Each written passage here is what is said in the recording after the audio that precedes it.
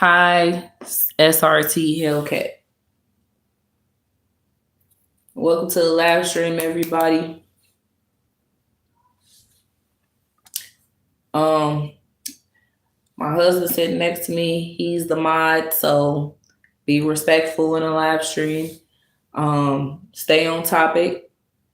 Now we're actually discovering that YouTube is actually playing with the numbers because it's showing 6 people on my end. On his end, what is it showing right now? 6.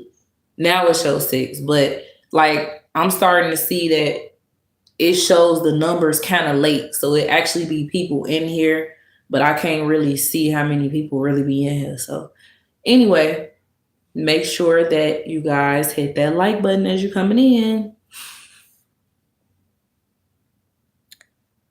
Hello. Yeah. So my title states the obvious. They will paint a picture of you. And for those of you that don't know what the hell I'm talking about, I'm going to talk about my situation and I'm going to talk about everything in general because first and foremost, let me let you guys know, they'll paint a picture. People paint a picture of you. They already got their mind made up about how they feel about you and who you are as the person. That's already made up in their mind. So ain't no change in the way that a hateful person feel about you. There's no way that you can change that shit. It don't matter how many times you decide that you want to make things right with them and how many times you feel like, oh, well, first of all, let me tell you something. When you got to keep running after that person, like you think everything's all cool, y'all cool together and stuff like that. If you have to keep running and chasing somebody down for a friendship or a relationship or anything like that, that shit is not meant to be. Okay. The times we living in, y'all got to understand that we're in the end times right now. So things is not how it used to be. That person was once upon a time an amazing person to you, a good friend, a good cousin, a good brother, a good sister, a good auntie, aunt, uncle, mother, dad. It don't matter.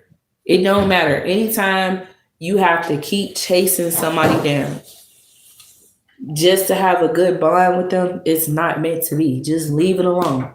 Leave it alone because they're going to force see, people not real nowadays. So they're going to force themselves to establish a connection with you, even though they don't want to, just to satisfy you. And then it's still not going to turn out right. So be mindful of who you allow in your circle. Because people be already having a mind made up about you, you know. For what reason? We never know. You know what I'm saying? People just dislike you because of who you are as a person. We're not talking about nothing other than the topic that I'm on right now. That's what we're talking about. And if we so happen to switch to Diddy, then we so happen to switch to Diddy. If we so happen to switch to the presidential debate or whatever, we might switch to that. But right now, what we talking about is clearly you see the title. They will paint a picture of you. Now, in regards to my situation, right? Some of you guys may know, some of you don't know. Some of you guys may be new here. Some of your asses ain't new here. But for those of you that's new here in a live stream, I speak out against, the system. I talk about the system a lot. I talk about DCFS, CPS, whatever it's called in your state, because they tend to take our children away from us when we're doing the right thing. They target mothers and fathers that actually are good parents. And I'm not going to say it's always the case because sometimes they actually target the right people. But like they target, for the most part, they target you. They trap your kids in the system. And it takes years after years for your child to get released from the system. And even when they get released, they're still in the damn system. So my situation is as simple as I have 5 kids that are currently in DCFS system, and they were kidnapped for me. They were kidnapped and placed in the system. And I would say that DCFS or CPS is like prison to children, especially children that don't deserve to be in a situation like that. And if you ask me, no child deserves to be in the system. I feel like all children deserves to be with their parents if their parents really like them or really love them. I mean, so our kids were kidnapped from us. They've been in the system for 5.5 years. I've done literally everything that these people have asked me to do and more. I have been learning the system since my children been gone. And I started out learning by myself. And also, once my husband came into the picture, we started to learn them together. Now, we did all the services that they asked us to do. We then attended every visit. Excuse me. We attended every visit to see our kids and stuff like that. Overall, we come off like, loving parents. We love our children to death. Like, seriously. And we'll do anything in the world for our kids. But this goes along with my title. These people have already painted a picture of us. They feel like we just these evil, wicked, monstrous ass parents. Or should I say angry black woman and an angry black man. Then they telling us that they fear for our children's safety around us. All of this, you know what I'm saying?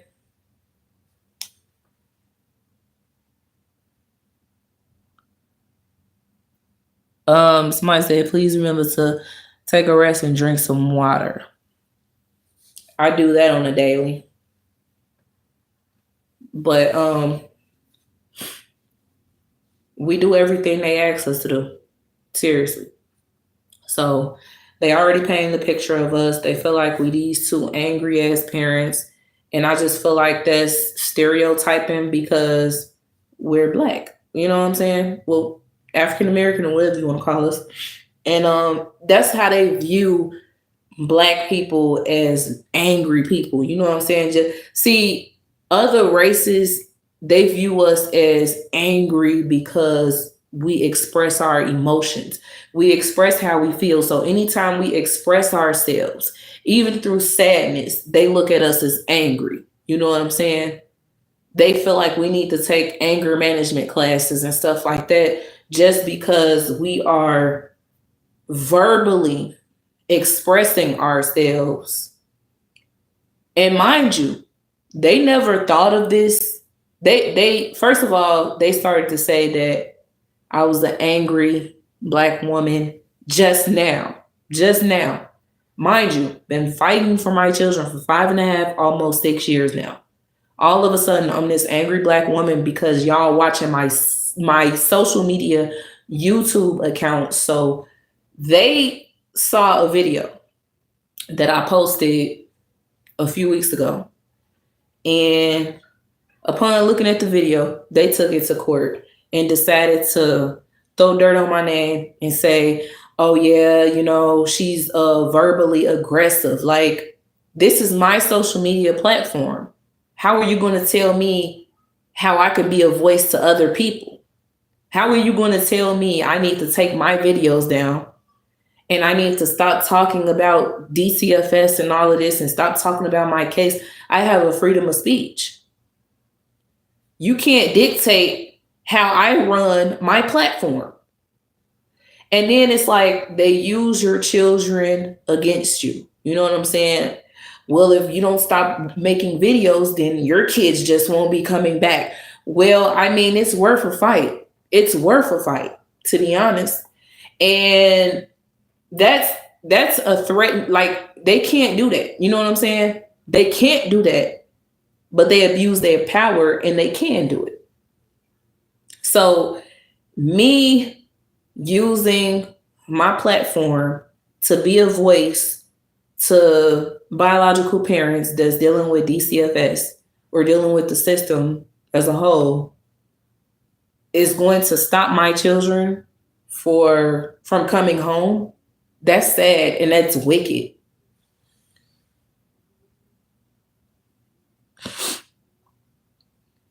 Exactly, Rhett. So it's like, listen, unknown footage. I'm speaking about DCFS. I'm speaking about in general, as a whole, to everybody as well that's dealing with people already painting a picture of them. A lot of people fail to realize and understand that that they just got to leave certain people alone and stop trying to force people to be in your circle, to be around you. Stop forcing yourself to talk to these people. They don't care about you, never have, never will. People already painted a picture of you a long time ago. Then I just hate how people just sit here and they act like the victim. You know what I'm saying? They act like, what is she talking about? Oh my God, something is wrong with her. She's crazy. You know, what is she saying? I didn't do anything wrong to her. Yes, you did. And you know you did.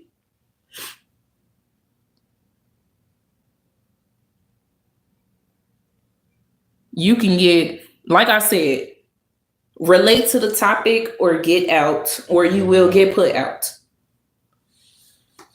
So my thing with this is I'm willing to put up a fight for my children because what's right is right and what's wrong is wrong. Simple as that. Simple as that. And let's be 100. Everybody want to keep on hopping on the bandwagon telling me, oh, well, you need to stop making videos then, and everything, your life will just be so much better and you'll have your children, blah, blah, blah, blah, blah. First and foremost, let me tell you something. These are the same people that always sit up here and say, oh, well, fight for your kids. Don't give up on them. Fight for them. This is what you call fighting. It's worth a fight when you speak out about the truth. When you let it be known what's really going on behind closed doors. That's a fight. Don't worry about that. Keep talking. I got to shut it. Bet. That's a fight. Okay? Ain't nobody gonna shut me up. Ain't nobody gonna make me shut. I mean, look at what they did to Candace Owens.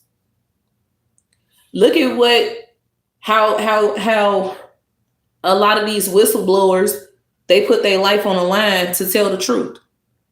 They put their life on the line to tell the truth. That's what you call fighting for what's right. Okay? Speaking out. Not shutting your ass up. Not being quiet about it. Not just letting it go on. You know what I'm saying?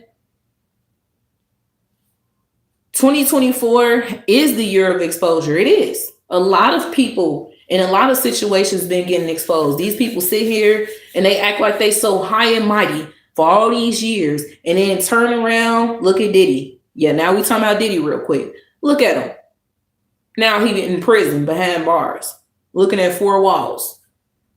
You know, regardless if it's a luxurious room or whatnot, he's still looking at four walls. He's not in a mansion. He's not on the outside, for all we know. Because he could be on the outside, but we just don't know. That's what I'm saying. At the end of the day, all the people, these people are getting exposed. These politicians, Hollywood stars, you got teachers, students, whatever, it don't matter. Everybody has been getting exposed this year. 2024 definitely is the year of exposure. And it should show you to definitely speak up and speak out and use your platform. Some of y'all might be going through a lot right now. But the only way to get through what you're going through also is to be a voice for other people, because you never know who's out there in this world that's going through the same exact thing as you. You never know. You could start off right now. Start it off. If you want to speak out about it, you might have 0 subscribers, but I guarantee you, if you stay consistent enough and you keep speaking up about the truth, you're going to end up with 1,000 and some subscribers. Then you're going to end up with 100,000, then 1 million, and you're going to look back and be like, damn. Yes. You got to speak out about it. Ain't nobody going to shut me up. I don't care. These people want to retaliate on me and my husband. They want to use our kids against us at all times for any little thing. They're using our kids against us. Oh, well, be my guest, because y'all been doing it. That's what I'm saying. So the biggest thing is everybody keep on saying, stop making videos, then you will get your kids back. Stop making videos, then you will get your kids back. Let me tell you something. Before I even started making videos, and I started last year, before I even started making videos, y'all, literally, I've done everything that they asked me to do. I completed everything that they asked me to complete, and my kids is still in the system, and they still keep piling more things, finding more things. 1 minute it's like, oh yeah, your kids, they're just not clinically ready. Huh? That don't even make sense. Your kids is not clinically ready. So you tell me to complete all these services. I complete every damn service, expecting my children to come back home. Then when I'm done, I'm looking like, okay, I did everything you guys asked me to do. Where's my kids? I'm so happy. Where's my kid? Oh, yeah, about that. Your kids, they aren't clinically ready. So we have to get them into services as well. Oh my God, now you got to get them into services. Yeah, and they have to do well in those services. So once your kids do those services, then once your kids start doing the services, once your kids start showing improvement, showing good behavior, they go back to the drawing board and they go back to you. Now imagine you doing everything that you're supposed to do. You ain't causing no trouble. You ain't harming your children. You didn't did everything. Their only way to try to get you is to try to figure you out. So now it's like, what else can we do? We need to get her to see a psychologist because we know something isn't right up there. We know something isn't right.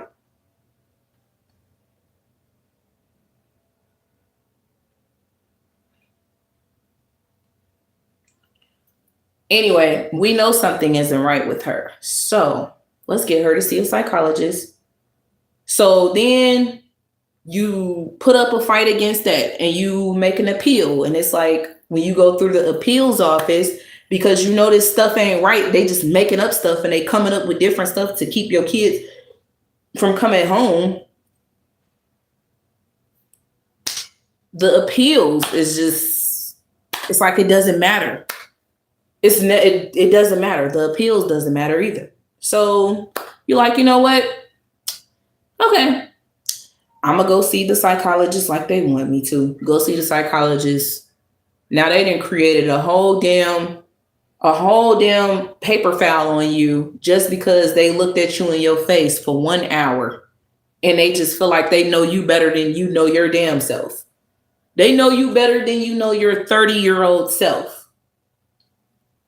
A stranger that looks at you in your face for 1 hour One matter of fact, I'll take that back. 1 to 3 hours. Within so little time, they believe that they know you better than you know yourself. So they just create a whole paper file on you, staring at you, typing up things, staring at you, typing up things. And they giving you these quizzes and tests, and you ace each and every last one of those quizzes and tests. Then weeks later, down the line, you get the paperwork, and you reading over it, and you see like, damn, wow, they said all this about me. That's what I mean. They paint a picture of you already. Doesn't matter how professional you are. Doesn't matter how respectful you are. Doesn't matter how you are as a person positively. These people look at you in a negative way. And it's all for money. It's all because they want your children. All of this because y'all want my kids. It doesn't make sense. Let them go. Let them go. Let my children go. Let my people go. Y'all got over millions and billions of other kids trafficked throughout the system. But instead, it's like you want mine. You want my kids. So if anything, they're not ruining the parents, y'all. What they doing is they're ruining the children. That's what they're doing. Why would you want to keep a kid in a system that's been begging to come home for 5.5 years, to go home to their mommy and daddy? You holding them against their will.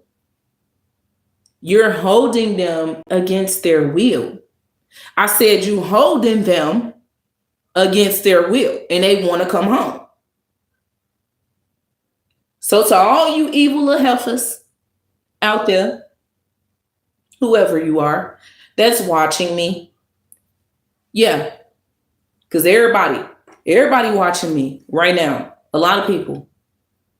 And they don't like me. They don't like me just because of who I am. And I am not a bad person. They paint a picture of me because that's who they want me to be. They say I'm verbally aggressive. Well, damn. I can't voice my opinion. Hold up. We all entitled to our own opinion, right? Hold on. We all got a freedom of speech, right? So I'm verbally aggressive. And you fear for my children being in the same home as me because I'm voicing how I feel about the system. Mind you, these the same women or men or whatever you want to call them, they don't even got kids. Majority of them don't even have kids.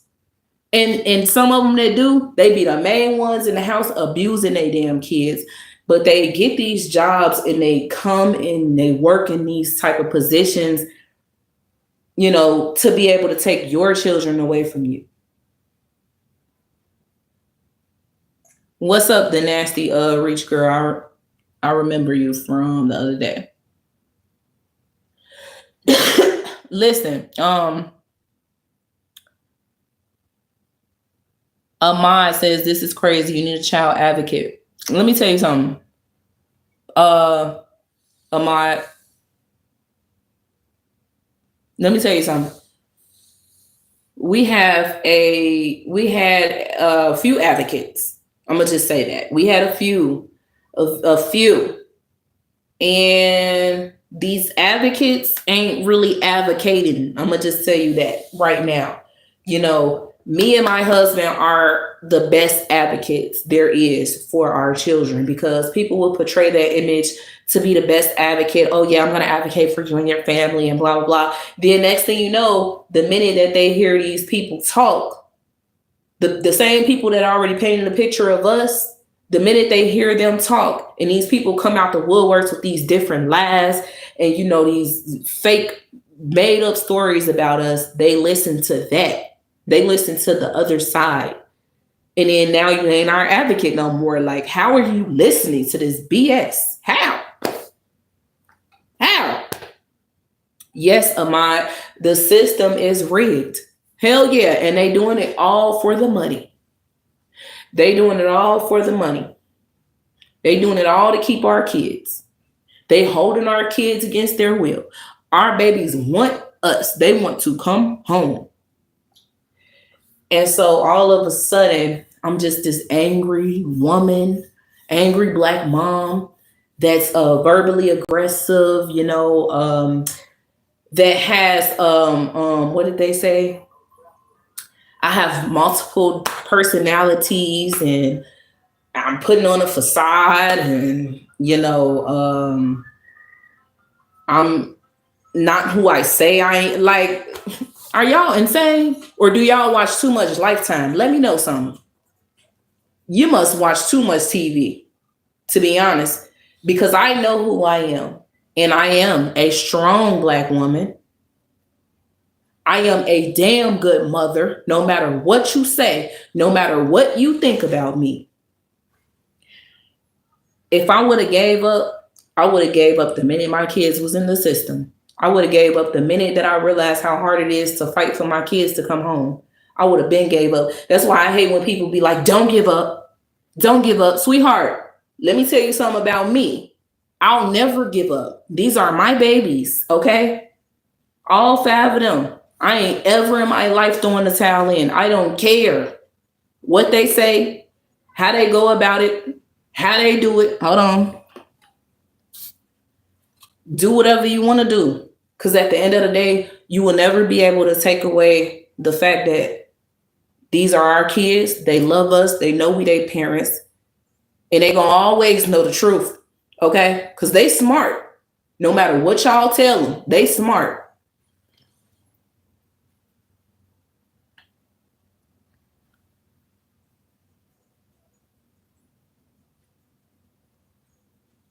Yeah.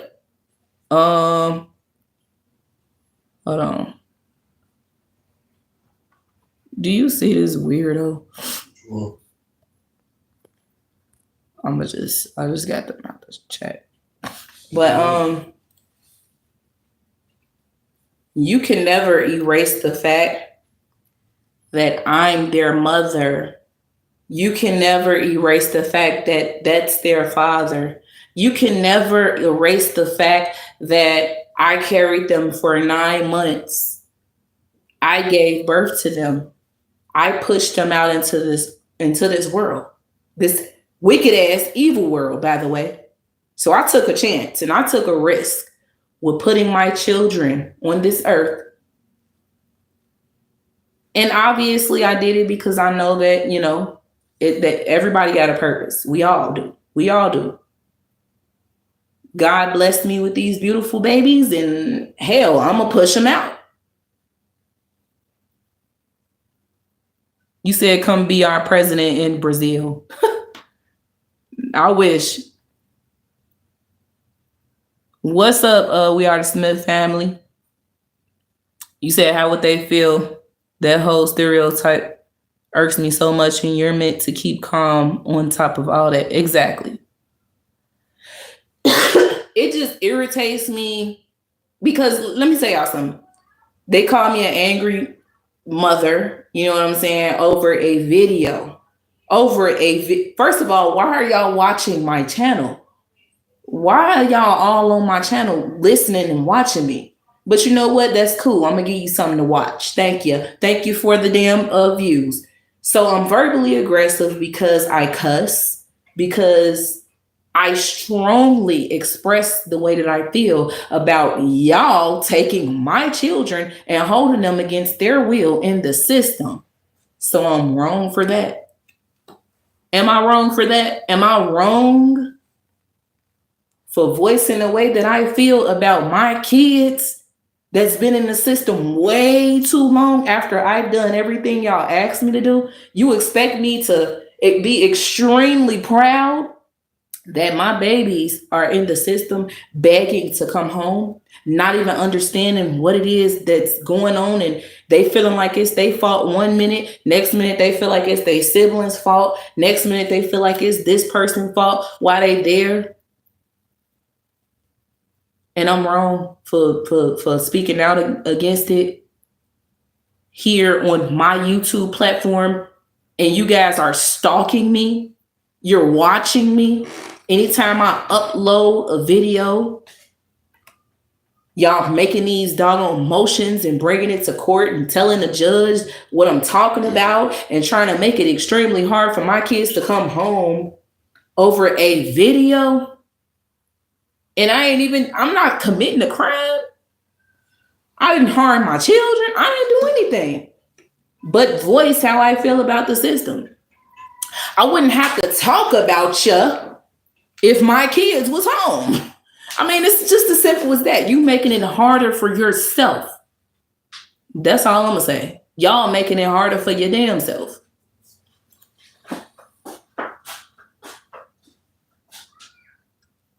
I'm not gonna stop posting. Fantastic. I'm not. See, you just brainwashed. You one of them. Oh, just shut up and everything will be well. Everything will go perfectly fine for you and your family if you just be quiet. If you just stop talking. Stop it, Danny. You talk too much. Stop speaking about the truth. You guys are really hurting us. You guys are making things a lot harder for you and your children. Things like that. Why are you guys saying things like that? You know what? I'm going to take this to court. And I'm going to tell the court that you guys are angry. That's what's wrong with you. You're angry. With all you people. You one of them. You one of them. You want me to shut up. Because everything will be perfectly fine if Danny just stopped talking about her kids being in the system. Her kids will be home if she just shut the hell up. But let me tell you something. My kid's been in the system for 5.5 years. And within those 5.5 years, like I said, I never spoke about this shit until last year. I started talking about it early last year. Because it's wrong. And right is right and wrong is wrong. And now it's time for me to speak. I done been quiet for way too long. I done felt like everybody out here understood me, and they really don't. They don't understand me. They'll never understand me. Nobody will, no matter what. And this is why it's time for me to speak out, because I want y'all to understand me. I want y'all to, but I can't force nobody to understand. I'm never going to lie to y'all. I wouldn't even be on here right now. I'm not lying to y'all. First of all, let's say something real quick. Let me tell y'all something real quick. Before I say this, let me read the comments. Hello from Arkansas. Exactly. We are the don't stop, keep applying. Let me tell you something about that. We are the Smith family. Listen, bro, me and my husband, we're friends, really good friends with the Chicago police officer, by the way, because people be judging us. They look at our videos and they be feeling like we think every officer is out to get us and every officer is racist. No, we call them racist when we see one that's being racist and that's stereotyping us and that's harassing us. That's when we get the recording their asses. But you a good officer if you a good officer. That's what I'm saying. If you here to help and serve and protect the community, then you a good officer. So we got a damn good CPD officer that's a friend.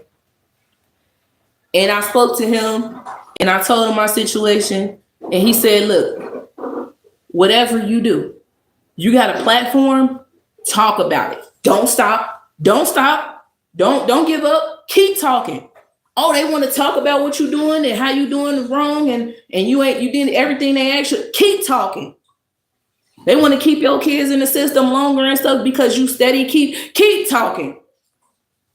They want to make all your visits go back to supervised after you done worked your way all the way to overnights, damn near about to get you. Keep talking. Keep talking and don't stop. But I'm verbally aggressive, y'all. Y'all see that? Y'all see the way I just said? I'm verbally aggressive.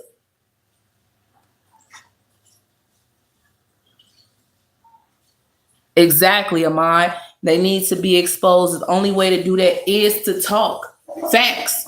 And I'm never going to shut up. You're going to have to shut me up. Shut me up. You got my kids. What more do you want from me? I done did everything you asked me to do. What more do you want from me? Well, damn. I can't even talk on my own platform? You trying to take that away from me? Man, get the hell out of here.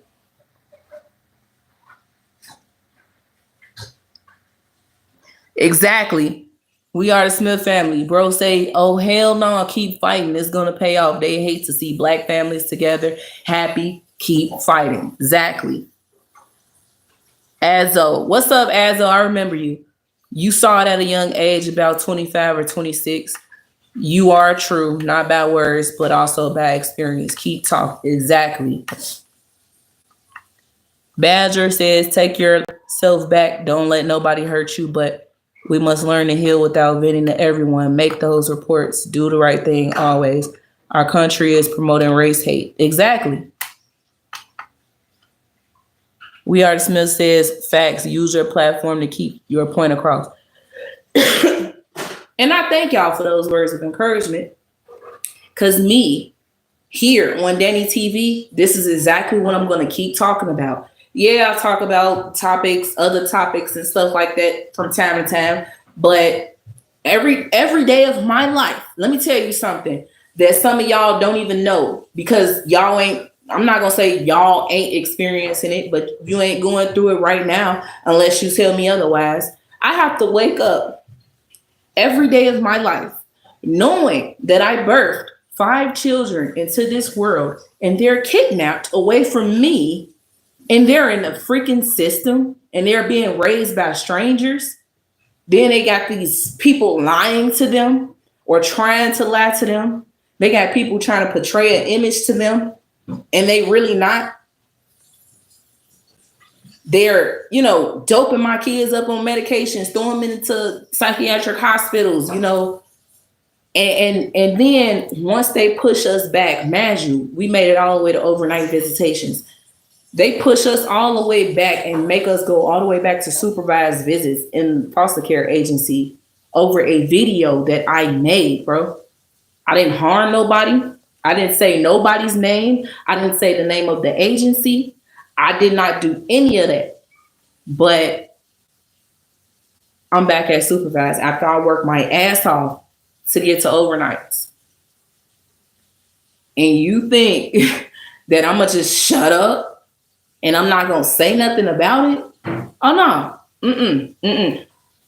See, y'all got our kids. That's number one. Number two, y'all making our kids feel like we're doing something wrong. And then when we talk to our kids on the phone, they want to supervise the conversations because they're trying to, what they trying to do? Censor us from talking and telling our kids the truth. Why you don't want our kids to tell? Why y'all don't want to tell our kids?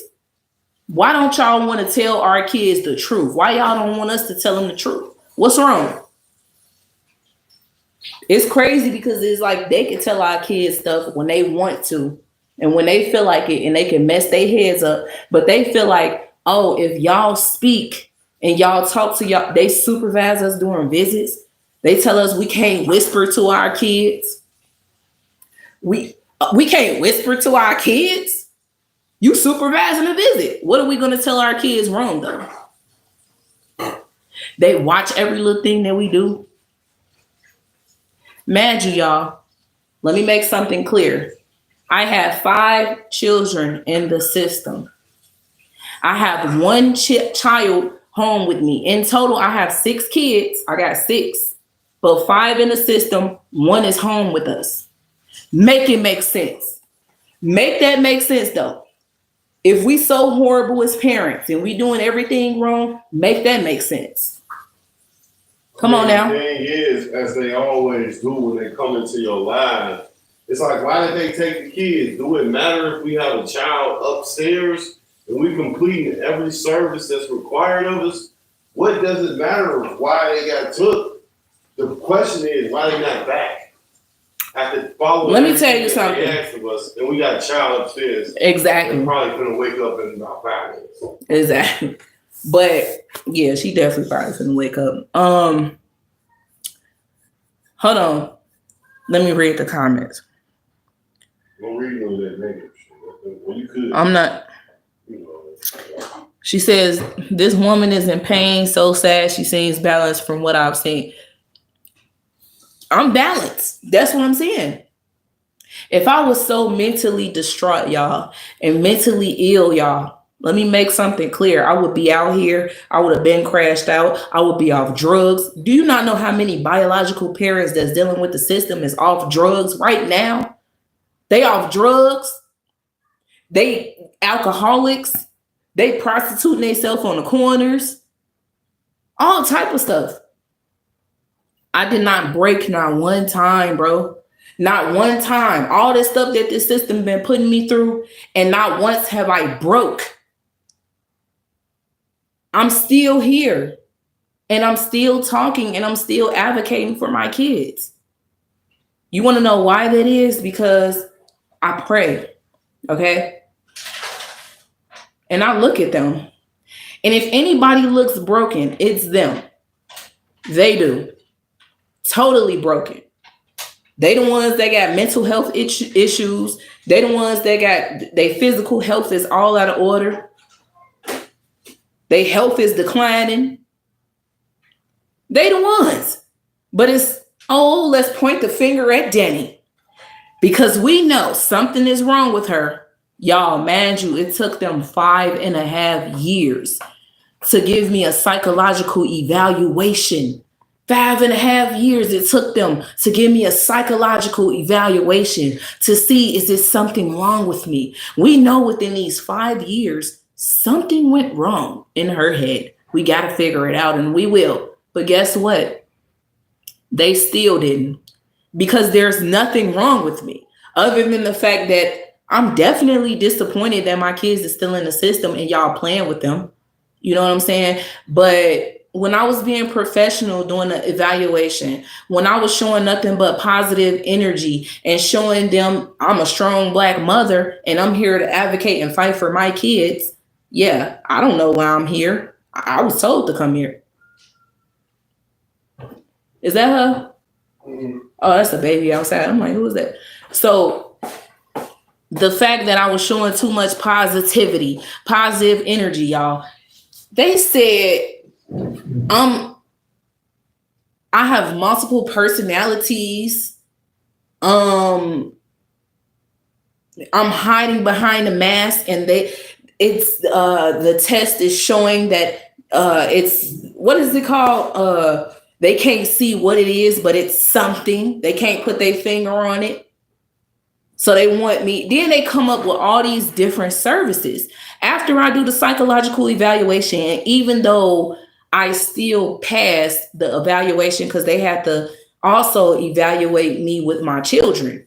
Once they evaluated me with my kids, all of my kids in the room, they said nothing but positive things about that. I mean, nothing came up on that. You know, they said she's a really good mother to her children. Her children respects her. They listen to her, you know, blah, blah. And even still, this wicked ass system comes up with something and says that they feel that since I'm hiding behind a mask, that something can go wrong over time with me parenting my children. First of all, this is a 2-parent household. It ain't gonna be just me by myself. That's number one. Number two, ain't nothing gonna go wrong, because when my kids come home, better believe that I'ma love every inch of them. I'ma love on them every day of their damn life. I'ma love on them so much that they're gonna be like, Mama, get off of me. You kissing me too much. You hugging me too much. Okay, Mama. Even when I see my kids during every damn visit, what do? I hug them, I kiss them, I love on them. I do. I'm always playing with them. My 6.5-year-old, she wants me to play Barbie dolls with her. Okay, come on, let's do a Barbie doll party. Let's do a tea party. My oldest son, he want to play basketball. He want to play catch. Let's play catch. My oldest daughter, she like arts and crafts. She likes talking about the world, just like her mama. Let's talk about it. My other two little small kids, they real goofy, you know. And I don't mean that in a bad way. I mean that in a good way. They funny. They like to play around. They toddlers, you know what I'm saying? So they just like playing. So I just let them explore, let them run around. You know what I'm saying? See, a lot of little toddlers, they independent. They like to play by themselves or play with other little kids. So it ain't really too much I can do there with them in regards to playing with them. But I definitely love on them all the time. But and then let alone, last but not least, my infant child that we have home with us, that's about to be 10 months old, she's the one that grabs all the attention regardless. So, you know, we loving on her. We loving on her all the damn time. 24/7. 24/7. We don't just feed her and let her go to bed. No, we feed her, we play with her, we teach her. She learns. She's smart. She's funny. All of that. We not abusing her. We not harming her. We love our baby because honestly, she's a blessing to us that we was able to keep her here with us while fighting for the other five to get home. Tell me, where do you see two horrible Black parents?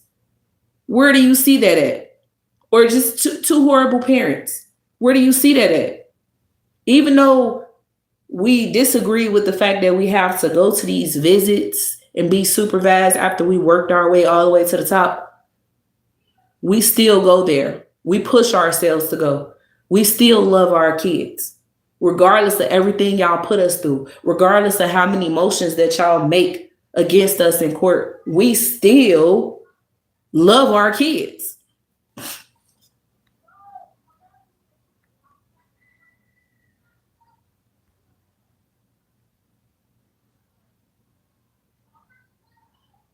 I'm sure that you took that person up out the chat. They all the way at the top though.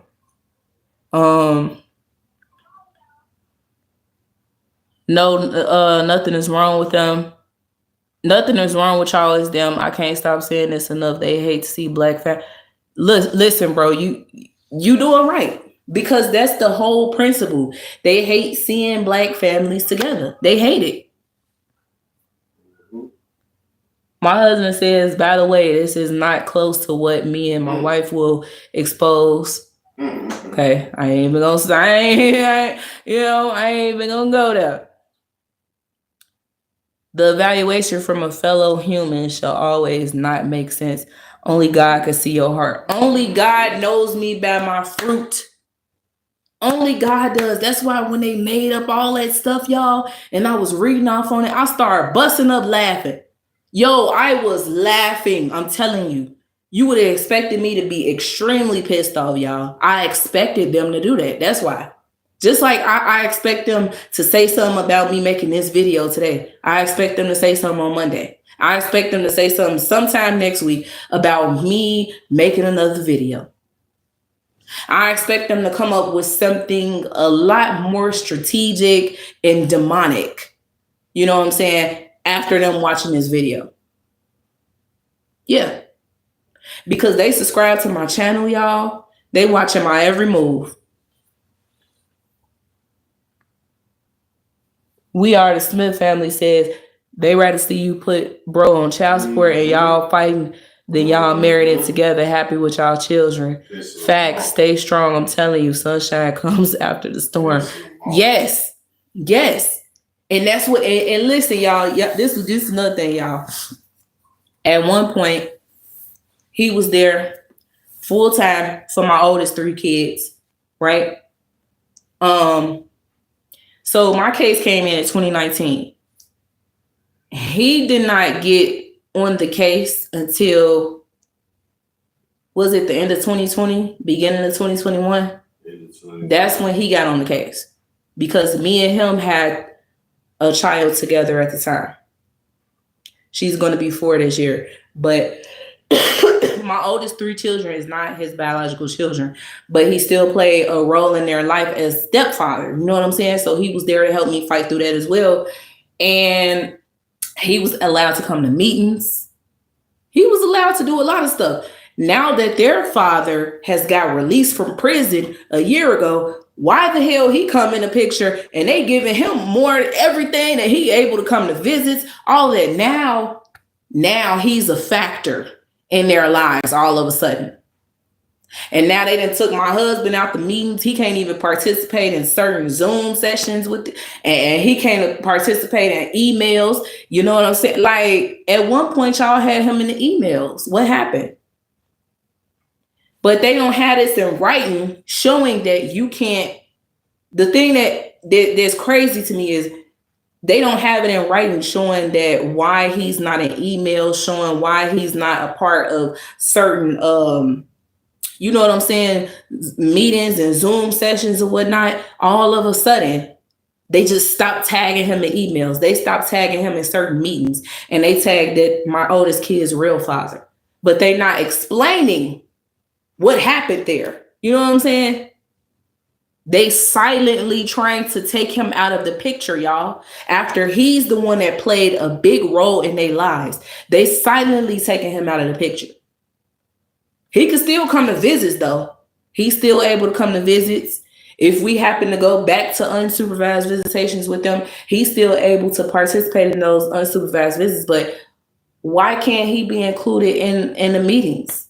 Why can't he be included in, you know what I'm saying? Like, what happened?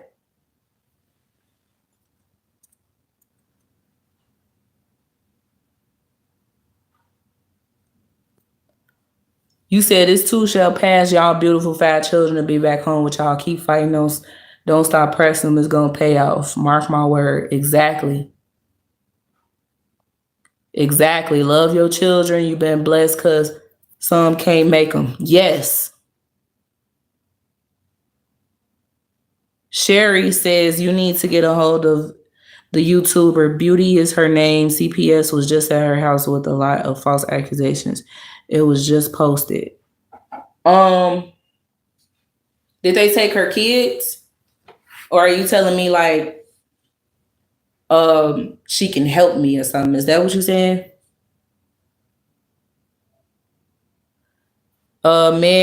Man Cave says, why would people hate that?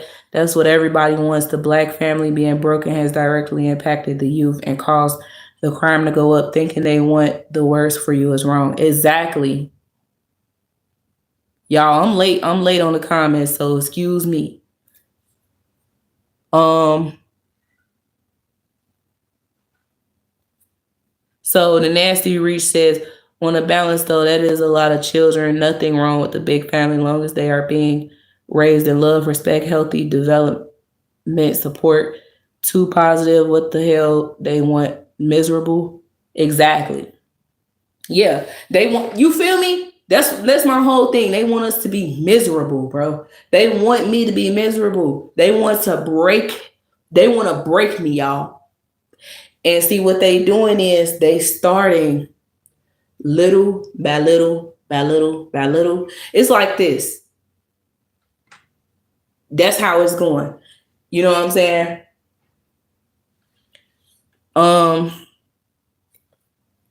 Man Cave says, why do you choose a man that will leave you? How do you think a man that goes to prison was a good father? So, Man Cave. You said like he was in prison when you met him. Well, respectfully, wait a minute. The same way that he chose that woman that used him and left him and broke his heart because he thought that was his wife or his girlfriend. That's the same way. I'm acting like you ain't never messed up before. Silly man. Huh? It doesn't make no sense. So, Sherry, listen, I can't look at her video right now because I'm making a video right now. But the answer to Man Cave's question, he said, why do you choose a man that will leave you? how do you think a man that goes to prison was a good father? So, man, Kayla, answer your question. It's just as simple as I am not a psychic. Okay. I don't know what was going to happen in the future. I was very young when me and him had first got together. I was 17 years old. And I got pregnant by him when I was 18. I ended up having my first child at 19. I thought we was going to be together forever. Okay. Seeing how evil and toxic he was over the years, that was a 9.5 year relationship with the devil himself. I was so deep in love and head over heels for this guy that I didn't even want to leave him alone. I wasted my life. I wasted my time with him. You know what I'm saying? But I damn sure do not regret my 3 oldest children. I had 3 kids by him within that time frame. When I was pregnant with our 3rd child, he ended up getting locked up and going to prison. I kind of told the story on that. I ain't gonna go back, piggyback on that. But he got locked up and he ended up, he was supposed to do 20 some years. But they reduced it down to 8 years or something like that. Yeah, 8 years. And he ended up doing 6, I believe. That's her. And then he got out last year. He was really not supposed to get out until next year, but he got out last year. And ever since he's been out, the case with my children has been going downhill because he pretends to play this role in their life, but he's still not there. Like, he's still not there. He lived in a damn halfway house. These people was talking about giving him the kids back and everything. Like, what's wrong with these people? What's wrong with him? This man is a damn, he's a felon. Like, he's committed crimes, real crimes. The kids will not be safe around this man. He's unstable mentally, literally. They got paperwork showing he's unstable. He's unstable mentally. He's unstable clearly. He doesn't have a place of living. He has unstable family members. The man is just not there, period. Then he's not playing a role in their life, you know what I'm saying? Still, he on and off sees them random here and there. He calls and talks to them random here and there. And my children only put up with it because they're curious. You know what I'm saying? It's like, oh, this is our dad. Like, my oldest daughter knows who her father is. But the other 2 is like, they don't really know him. It's like, this is our dad. So, okay. Yeah, we just want to, y'all know how kids is. You know what I'm saying? I was there once upon a time. That's how I was. Even when I had a stepfather, I still wanted to know who my real father was. I still wanted my real father to play a part in my life, but he still ghosted me. So it's like, my kids not going to really understand that until they get really older and old enough to understand that this man is just who he is and he's never going to change. He even told me out his own mouth as of recently when I spoke to him, like, I want to say, I believe it was like early this year, late last year. He told me that he's not ready to be a father. He said, I don't know why the system is pushing them on me. I'm still not ready to be a father. What the fuck, you piece of shit? Move around then. Move around. Why are you still wasting your damn time? All you got to do is just give up your rights. That's all you got to do.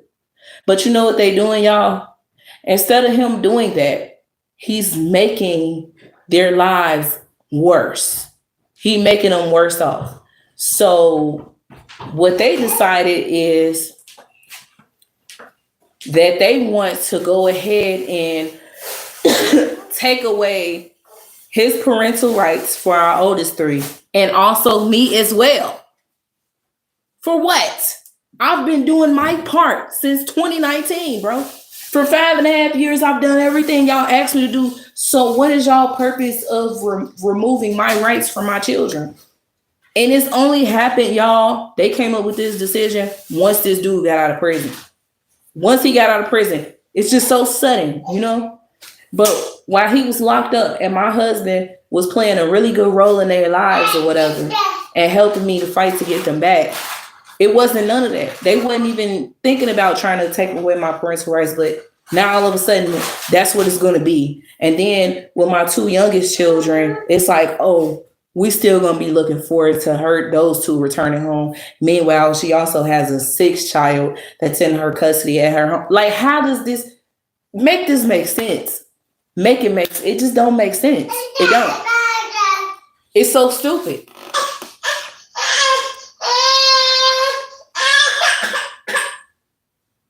I'm late to the comments again, y'all. Azo says to Brother King, please understand that you're doing good, and just as we remember our childhood, all your children will remember you regardless. Exactly.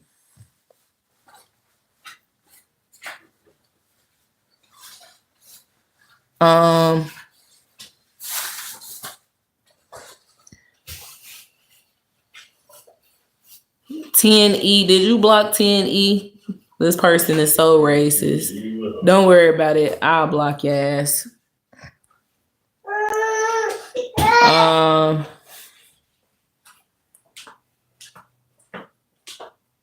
We are the Smith. Sherry says people report them to YouTube, and as mandated reporters, they are obligated to file if they feel the kids are in danger.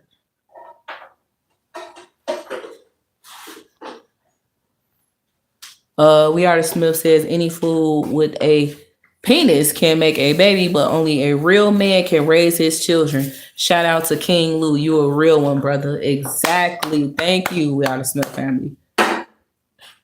Time always shows the truth. It does, don't it, Azo? It does.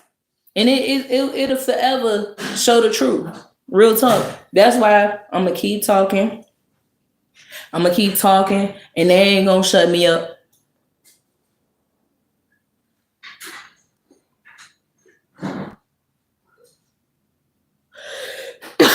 No, she getting her diaper. She was getting her diaper changed, Azo.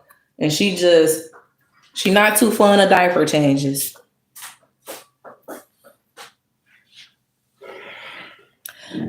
Okay, bleeding. See, now you're going too far. You're talking about how much for the kid. Boy, don't play about my kids.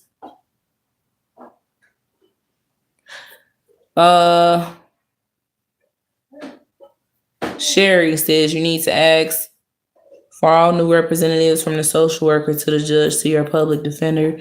You look like you're doing everything you're supposed to do, and nobody is looking at that. Nobody. Not even the judge. And see, Sherry, that takes time. What you talking about, that takes time, and that's a fight itself as well. And I'm not saying, you know what I'm saying? I ain't gonna talk too much about that on here, being that I'm being watched. But just know that we're gonna put up a fight. Trust and believe that. That's what they hate about me so much, that they know what they hate about me so much, y'all, is they know that I'm willing to fight. Both of us, we willing to put up a fight. So it's like, damn, we just still can't knock these two down. We just still can't break them. What else can we do? Then you got that one person that's like, ding dong, just take away the rights. That's all you got to do. Take away the rights. But y'all don't even understand something, right? Even when y'all take away my rights, I'm still going to speak out about it. I'm still going to continue to fight for them back. Still. Doesn't matter. And on top of that, you know what I'm saying? Technically, us as parents, once our children get into the system, even though they say you have a return home goal, technically you still don't really have rights. Yeah, as a biological parent, regardless of the goal that they have for you, if it's return home, you still really don't have rights to your kids, because they don't have to tell you about meetings. They don't have to tell you about your kids, what's going on with them.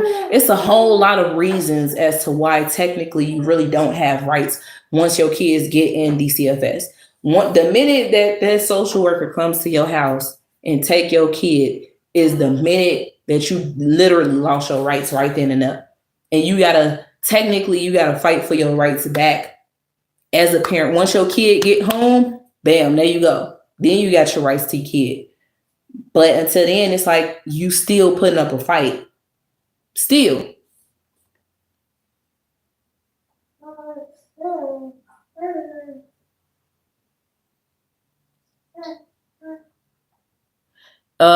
Kara says, are you turning to streaming for the money or to get your story out? By the way, I commend you for doing all the classes and everything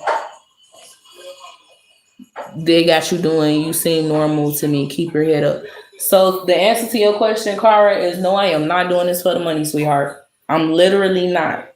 I monetized my channel a year ago when I was eligible to monetize my channel, but I still did not get my first check from YouTube, and I don't care about the money. I don't even care. I don't care.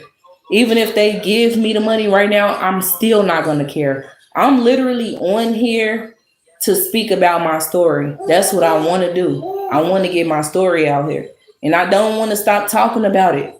I ain't even doing it for the coins, because I don't. Money is the root of all evil, and I've been homeless for 2.5 years. I had a YouTube platform since 2011, and I did not start talking about this until last year. I ain't started talking about this until last year, but it amazes me how the minute that I started talking about it, they want to like be my biggest fans, all on my YouTube channel, subscribing to me. Oh, look y'all, look who's live. Look y'all, Daddy TV live. She's talking about her kids again. Maybe we can get this in court this time. Maybe we can use this to keep her kids from coming home, y'all. Like, they stalking me, y'all. Seriously. And I know they probably watching me right now. They stalking. They know there's some stalkers. They know, even the foster parent, they stalking me too. All of them. The whole damn foster care agency, the whole system, wicked ass Cook County, they all stalking me. They love my channel, y'all. They my biggest fans. I'm telling you, they my biggest fans. They subscribe to my channel and everything. They putting the word out there. Y'all heard, Daddy got a YouTube channel. She be talking about her kids being in the system. Like we did something to her. No, she just crazy, y'all. That's all. She angry and she's crazy. Yep. And that's exactly why she's not going to get her kids back, because she keeps talking. Exactly, girl. Girl, look at this video right here. Scroll up. You see that one? That's why she ain't getting the kids back. Like, they prey on my downfall. They talk about me 24/7. They talk about me and my husband 24/7. Even when we doing right, like we always doing, obviously. But, even when we doing right, they already painted a picture of us. They feel that we are the worst, the scums of the damn earth. I mean, like, they throw us under the bus, under the train, in the damn dungeon, anything you could think of. That's how much they hate us. But they are biggest fans at the same time. Like, they just can't stand to, like, not see us. They can't stand when they see us happy, y'all. When we happy, they claim we off drugs. Ain't that crazy?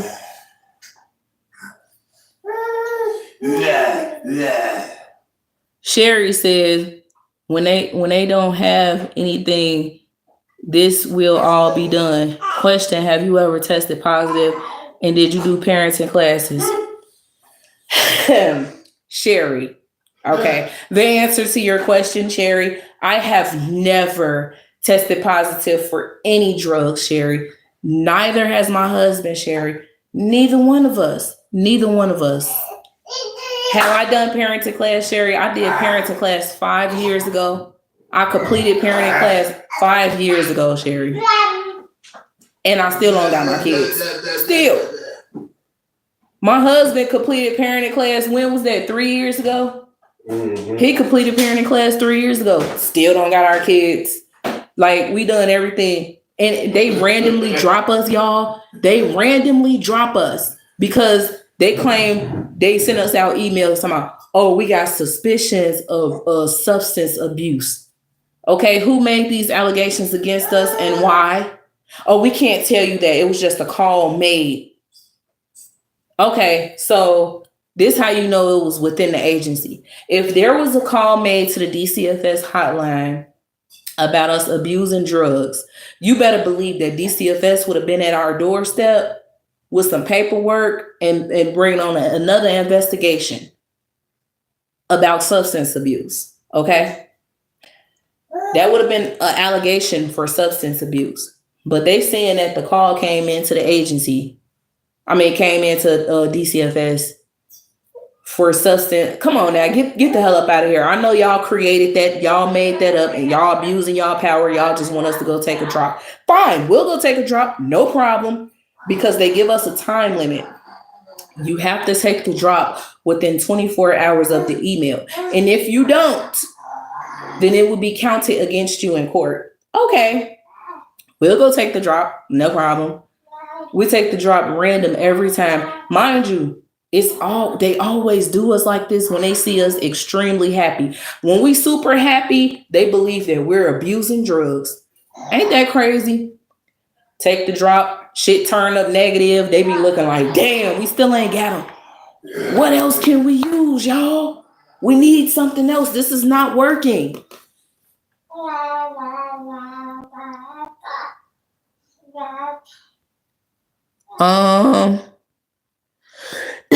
Excuse me. Kyra says, I agree. I'm proud of you, and them kids will appreciate you. Thank you, Kyra. Exactly. JB says we're all made in the image of God. Facts. Sherry said it's so sad that this is happening. All the foster parents do is get money for the kids, and they don't monitor them, ask for receipts for clothes. Exactly. They don't have no reason. Okay, mind you, they out here snatching kids out of the homes, that the good homes that they in, to place them in messed up ass homes, to mess up their mind, to throw them in psychiatric hospitals and put them on medications and stuff like that. All for a small ass little allegation that was made against me 5.5 years ago. A small dumbass little allegation that some stupid whore made up about me. They decided to take my kids for that, and then once they took my children, it was murder, she wrote.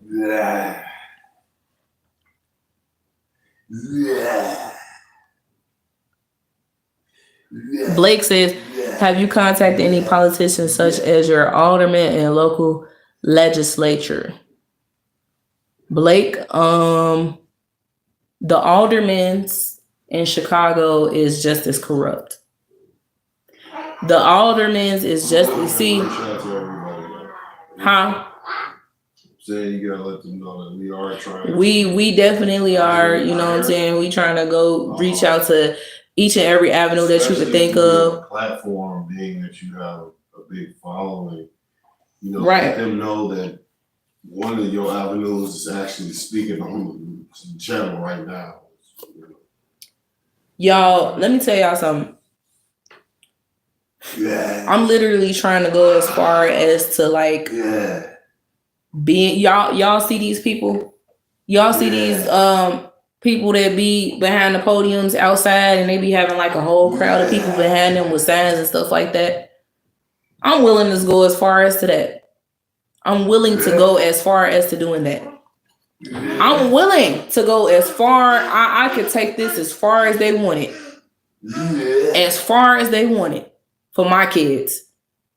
Now, I do know, Blake, that the aldermen in the state of Illinois, the city of Chicago, Cook County specifically, is very corrupt. Very corrupt. Now, I do know that. But I will try to reach out to the best alderman that I could find in Cook County. Kara says, I think you need to go get an attorney or a public defender or maybe a church. I don't know, but I commend you because I probably got depressed and made it worse for myself. See? Damn, Kara, are you going through the same situation? Or are you saying you could have probably got depressed. Is that what you mean? But now as far as a public defender, I got that. These public defenders, y'all already know that, you know, they work for the system. Okay, let's just I'm gonna just say that they work for the system. I had a private attorney the first 2 years on my case, and he was full of it. He was full of it. It was a waste of time, a waste of 2.5 years. It was a waste of 2.5 years. I'm gonna just say that. But a church, these churches are corrupt as well, Cara. Man, these churches is they see. I'm not messing with no church that's under a 501(c)(3). I can't do it. I can't even push myself to do something like that. I need like other social organizations have, how the hell do you say that? Social service organizations, private organizations or whatnot. Yeah, some people that don't mind, you know what I'm saying, speaking out against the system, getting stories out there. Cause let me tell y'all, me and my husband, we done did so much, and I mean so much. Don't think we just been sitting around, y'all, not doing nothing. Trust and believe. We have came to the realization that the city of Chicago, Cook County, it's like these people is scared of DCFS. They scared of CPS, y'all. They scared to speak out about this shit. They scared to get our story out there. They're terrified. That part of the system, CPS, is a very how can I say it? A very strong, well strategically put together system that makes people afraid. They make people afraid. But when it come down to my children, I'm not finna stop at nothing. Ain't nothing gonna stop me.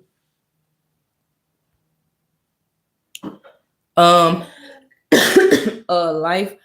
Hey, Life with Laviza. She says they can't make me hate you. You a mother crying out loud for the sake of your kids, and I thank God for the courage, the strength, and the voice. God has your back. Thank you. I appreciate that. I really do. You said Life and Cara, she can help mothers worldwide, give them the strength to stand up and speak. Exactly. Blake says, I would love to help y'all protest if you would like. Blake, are you in Chicago? Yeah. Are you in Chicago? But see, this is my goal though, also, is to not only, it's not only for Chicagoans, you know what I'm saying? This is for across the world. I mean, worldwide, not just Chicago. I want to help women and men that's dealing with this worldwide, because this is like one of the biggest corruptions through the system, CPS. Real talk. And I say that because they're trafficking children through the system, sending them to different foster homes. Even, I can't even count on my fingers, y'all, how many, actually, what's the name of that guy? What's the name of that guy on YouTube? There is a guy on YouTube, y'all. He's a big YouTuber. Mm-hmm. Did you screen record? I think I did. You did. You'll probably have to like come back with that, everybody. Oh, no, I didn't. I would have to go on his channel or whatever and pull it up. But I was on his channel, y'all, because he was doing call-ins and whatnot. I went on his channel and I spoke out about my story. And I think is he an attorney, or do he just got a lot of knowledge on CPS? He's an attorney. He is. He goes live and gives people advice worldwide on what they should do, because he knows the system is very corrupt. So he's an attorney, y'all. He's a family attorney. And He does live streams. He does call-ins on his show.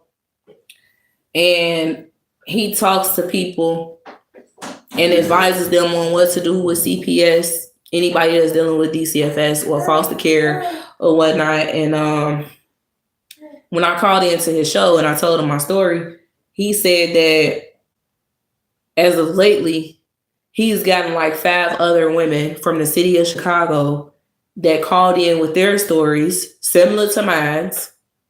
And he said, oh, Chicago is very corrupt. He said, I heard so much about them. I heard so much about them. And I said, yeah, I mean, I'm not even lying to you. I done everything I was told to do. He said, oh no, I believe you. I definitely believe you. Man, you. He became an attorney, y'all, once he ended up getting his children back because he gained a lot of knowledge about CPS once his children got taken away from him and his wife for a very unjustful reason. And it took him years to get his children back. And once he did, he became an attorney, a family attorney. And he's out here helping other people. So he did advise me on a few things to do. And I'm definitely going to take that advice. And I ain't going to say too much about what I'm going to do on here because I don't want to let my right hand know what my left hand doing, if you get what I'm saying, because they're definitely listening and watching, waiting for me to bust my next move. So at the end of the day, one thing I can say for sure is I just want justice. And the only way that I can get justice is by speaking. That's the only way. And I know for a fact that's the only way.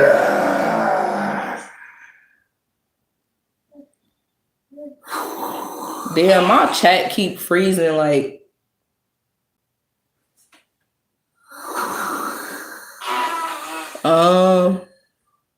Let me see.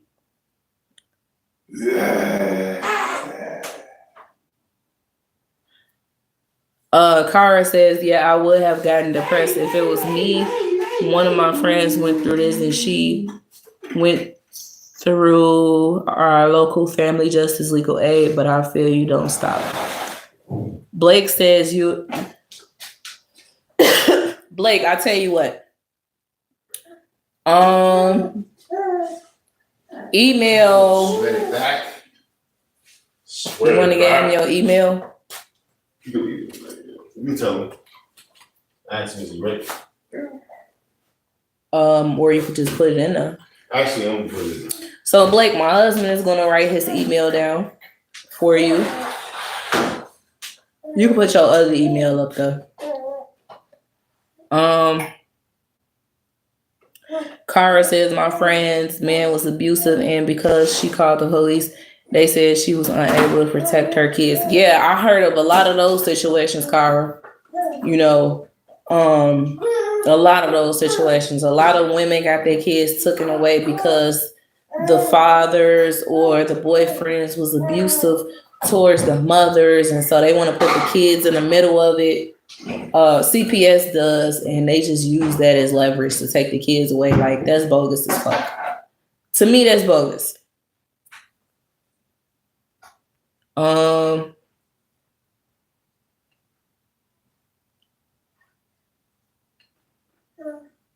Sherry says, have you gone to legal aid yet?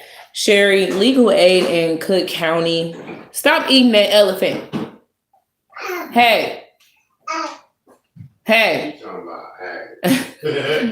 You really up there chewing on that dang on elephant like that. Sherry, to be honest, it's very hard. I have tried legal aid since the beginning. And see, Chicago is a very big city. And Cook County overall, Cook County, Chicago, is a very, very, very big city. And it's very hard to get in touch with a lot of these type of people. But when I did, they tried to tell me that my case has been ongoing, so they can't help me. Like, they said that we would have been able to help you as your case first came in. Like, huh? So yeah, I've tried legal aid as well. Cara says, I think you articulate yourself well, and I believe you can help other women and mothers going through this. You're a inspiration, girlfriend. Thank you, Cara. Thank you. I really appreciate that because that really means a lot to me. I'm telling you, like, I just really feel like, you know, I can't speak for other women and men as well, because believe it or not, it's men out here that go through the same exact thing. And see, a lot of men, their voices aren't being heard, and unfortunately, guys, a lot of men is dealing with the situation that I'm dealing with. It's easier for their rights to be just snatched away from them immediately. Like, and I'm not saying that's the case for women either, but like, it's way harder to me. It's way harder for, I don't know. I can't really. Do you think it's way harder for the women or for the men? I would say women only because. Yeah, that's true. A mother's love, and I'm not saying we love less than mothers, but I can say as a man, we automatically fight unseen battles and hardship battles and adversity battles to the point where we become adjusted to a lot of heartbreaking adjustments versus women. Not saying like that, but I just feel like a lot of women have it harder because, for one, y'all mothers. Mama gonna always love a little bit harder than daddy, you know what I'm saying? Because daddy gonna bring the discipline, he gonna bring the guidance, he gonna bring in other stuff. Mama gonna bring in the nurturing, the love. You know, you wanna go tell mama because mama gonna love you. You know, mama gonna take it a little easy. So I just feel like that's why I really feel like you could touch mothers worldwide, because this specifically aims at mothers. And a lot of mothers love their kids, you know what I mean? And y'all, a lot of women and a lot of people that's dealing with this in the city of Chicago, they not even speaking out about this, y'all. They normalizing it. They going through this shit silently. And I just felt the need to, like, I'm like, man, I can't keep being quiet about this. I gotta talk. I have to talk. Right. Sherry says, yeah, I know for a fact they work together. Right.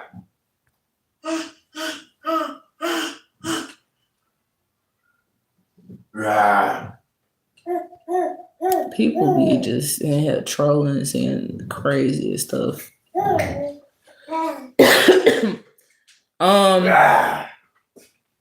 Y'all, oh shit.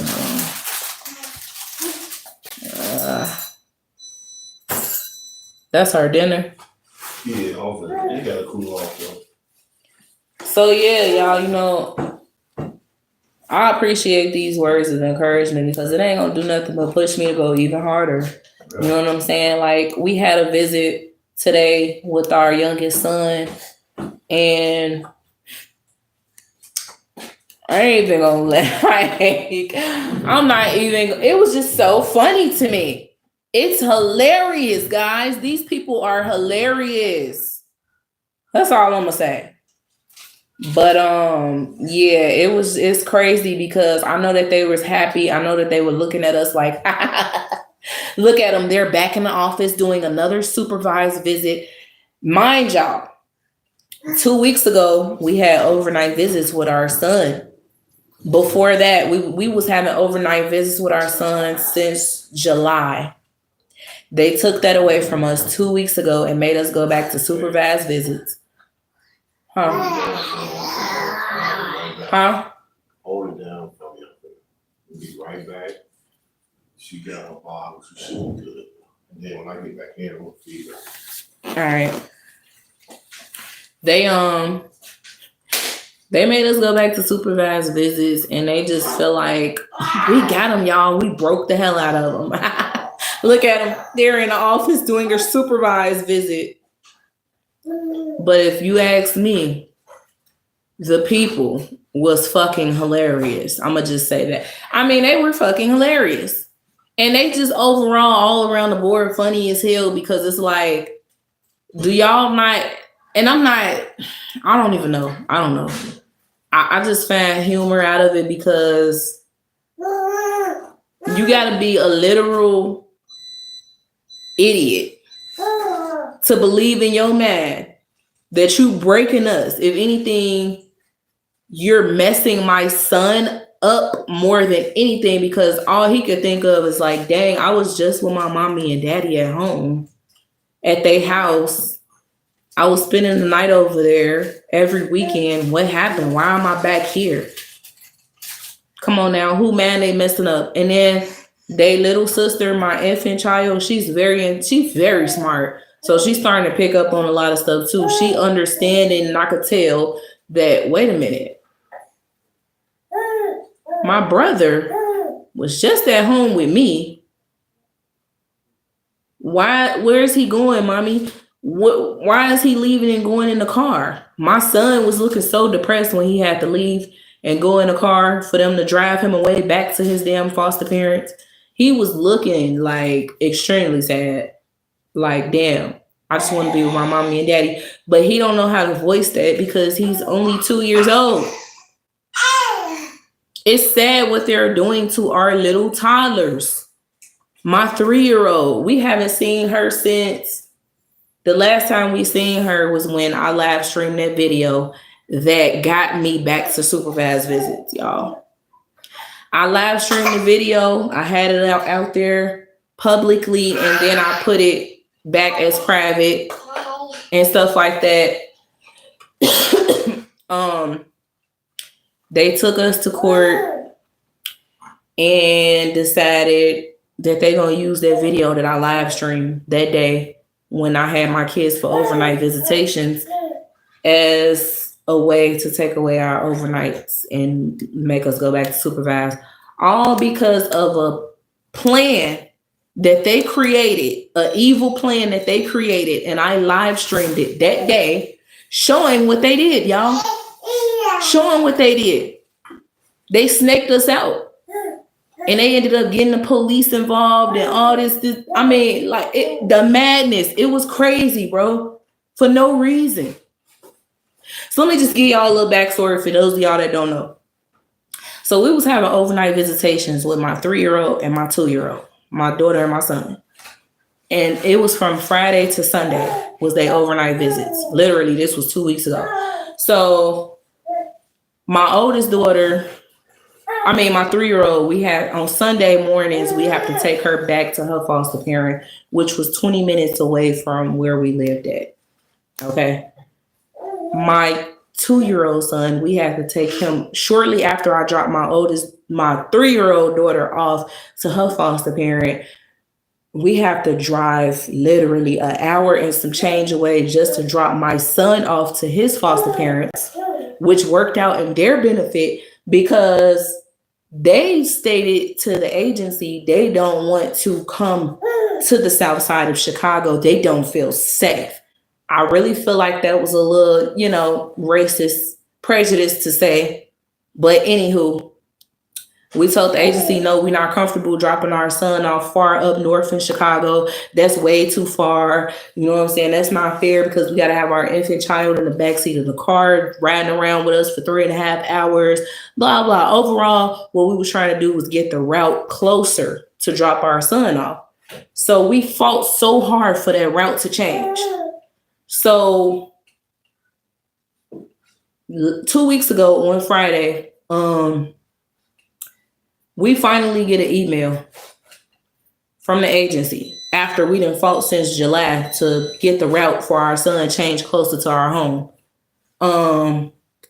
They decide, okay, we changed the route for you guys. You'll have to meet at the police station by O'Hare Airport. I'm not even going to give the exact location. You got to meet at the police station by O'Hare Airport. And it was literally 5 minutes away from where we was dropping him off. I'm telling my husband, like, huh? First of all, that's not changing the route. Changing the route is getting him closer, like dropping him off closer to where we live. Like, that's way too far still. So we told them, like, nah, we not doing that, blah, blah. We don't feel comfortable. We're not comfortable around the police. For y'all to even think that us dropping our son off at the police station is safe, like, this is a setup, blah, blah. So anyway, we did all that. ended up deciding, look, because I told my husband, I said, no, I feel like they plotting on something. If we don't drop him off to where they want us to drop him off to, they gonna plot against us. You know what I'm saying? And they gonna make that into a criminal charge or something like that. So me being me and him being him, we decided to just go ahead and drop him off. Now that's Sunday. After we dropped my daughter off, we made it all the way over there out there, which was an hour and some change away. I started live streaming for the safety of me and my family because I didn't know what they was on. Mind you, I just felt like it was so snaked out for y'all to choose the police station. So literally we sitting there, we waiting. Now these false parents are supposed to get my son at 9:30. Mind you, we never been to that police station ever. We don't know anything about that police station. All we know is the police station was inside of a parking lot and they had like an outside parking lot that we was parked outside of the station, like in that lot, but we was right there. So I told him, I said, call these foster parents and see exactly where they at because they taking forever. You know what I'm saying? It's pouring down, raining. They need to come get him. So he calls them. They talking about, oh, we're in the station. We in the lobby. You need to come. So I'm like, can you tell them to just come right here and grab him? Like, what's so hard about that? So they tried to get rude and nasty with him, talking about, oh, it's not that hard. All you need to do is come in here, blah, blah. So anyway, fast forward, I'm live streaming. Like I said, we pull into the station. This lady said she was in the lobby, right? Why is she outside talking to a police officer? You get it? She's talking to an officer. Mind you, I felt in the pit of my stomach something wasn't right. Like I felt like it was a setup. You know what I'm saying? Why the hell is it a police officer here? And like he was just looking like he's standing there waiting to arrest one of us. So I'm live streaming the whole thing. So I said, excuse me, officer, what's going on? Why are you even here? Okay. We supposed to meet up with these foster parents at this police station. Mind y'all, let me go backwards. First of all, when originally where we were meeting the foster parents at, it was 5 minutes away from the police station, but it was at the Blue Line train station. We was meeting them to drop our son off at the Blue Line train station. It still was way too far away from where we were living at though. You know what I'm saying? But anyway, fast forward, they made us meet at the police station. We literally didn't even think nothing of it. Well, my husband, I take that back. Me and him, we knew something wasn't right. We just knew somebody was plotting on us. Somebody was plotting to do something, especially when they was pushing hard for us to come to the lobby and stuff. You know, that didn't even make sense. So anyway, as I'm live streaming, I tell the officer, I said, excuse me, sir, what's going on? Why are you even here? I didn't even know it was a police officer that's supposed to be here. He was like, oh, well, I'm here because I got a 911 call this morning stating that we need to be present for you guys to drop your son off. We need to be watching you. And I'm like, what? Do y'all hear this? I'm telling the live stream, like, do y'all hear this? This man just said I said, hold on. So did somebody call the station? He said, no, it was a 911 emergency call.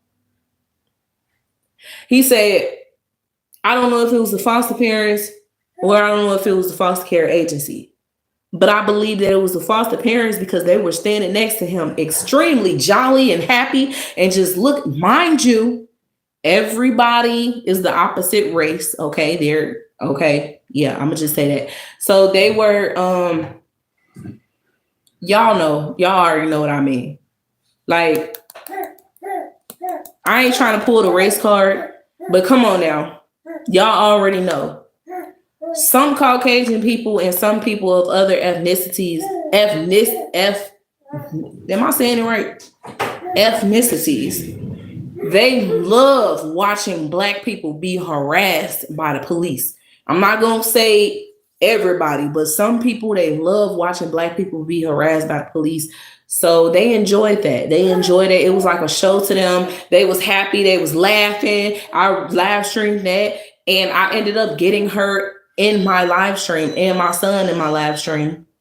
And then I was just expressing verbally, because they say I was angry and stuff like that. I was irritated. I was irritated and I was disappointed that that stuff was happening. I wouldn't say I was angry, but shortly after I started crying, and I never cried over any social media account, anything whatsoever. I never cried online before. Like nobody ever seen tears coming out of my eyes and me just boo-hooing, because I couldn't believe that like y'all really would do something this, like y'all would really go this far. Like, why is the police even here? So I'm like, okay, well, I'm recording for my own safety and for the safety of my family. I don't trust none of y'all.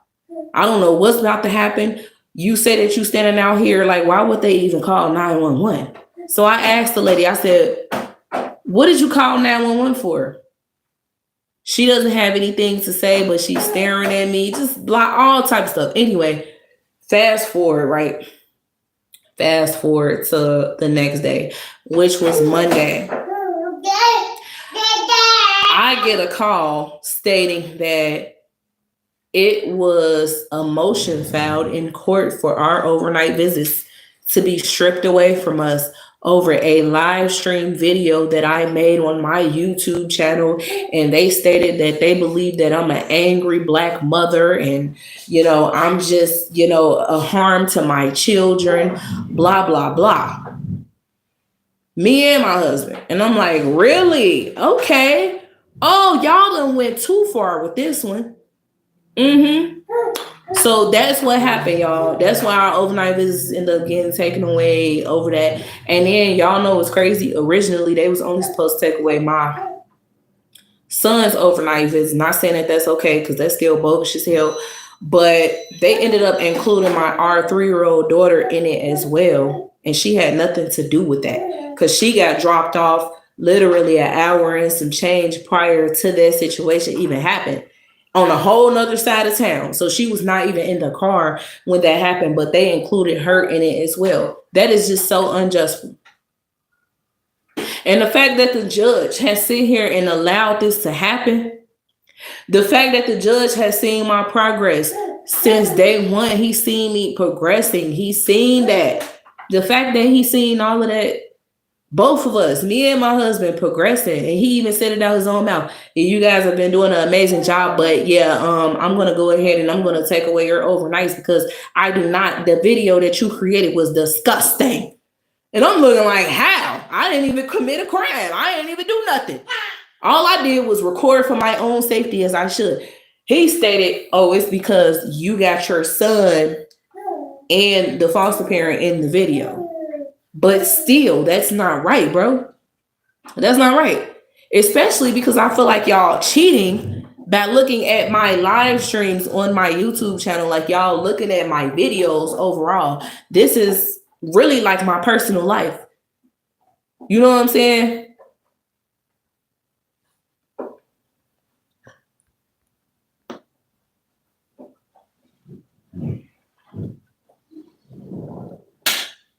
Kara says, it is very relatable. Those other mothers probably depressed and can't get out of it. Or there's people that don't care about these babies and they make it hard for the ones that do love our kids.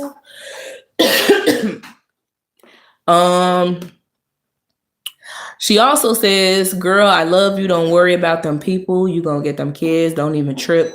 Even if that takes 50 years, just keep this energy you have today. You will conquer it. Exactly. That's my thing. My thing is, I know that it's going to take some time, but that's what you call a fight. That's what you call a fight. There's no easy way out of this. No, y'all know somebody, and I'm not even going to say no names. I'm not even going to say the person, but someone told me that I need to kiss their ass. Yeah, they said you need to kiss their ass and do everything they tell you to do and bow down to them. Like literally, this is what this person said. Bow down. And I looked at this motherfucker like, is you crazy? Are you crazy? I ain't kissing nobody ass. I ain't bowing down. I'm not finna say, yes, ma'am. Yes, sir. I'll do anything. No, absolutely not. I know what's right and I know what's wrong. And what y'all doing is 100% wrong. Somebody said, Carl said, yeah, to me, this is not in the best interest of the kids to be with strangers. Why do they think that is the solution to the problem they have with you? Exactly. Especially to children that wants to come home.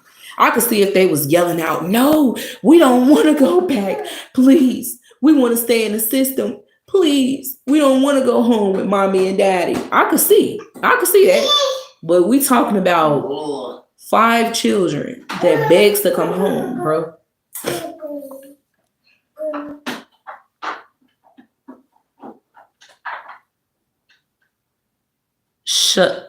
Who is this? Shimon? Why they taking from you? There must have been a reason. Nah, it wasn't no reason. Better ask somebody. Sherry says, so you have a baby with you and your husband now. You doing something right.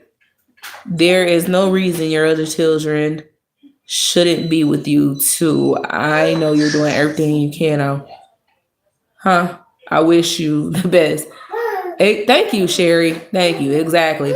See, my whole point is, you know what I'm saying? That's my whole point, Sherry. It's like we doing everything. Look, the biggest key point, y'all. The biggest key point is we have our infant child home with us and 5 other children in the system. When I gave birth to her, they came after me literally what was it? Almost a month later to try to come and get her. We let them in the house and everything. We let them in the house.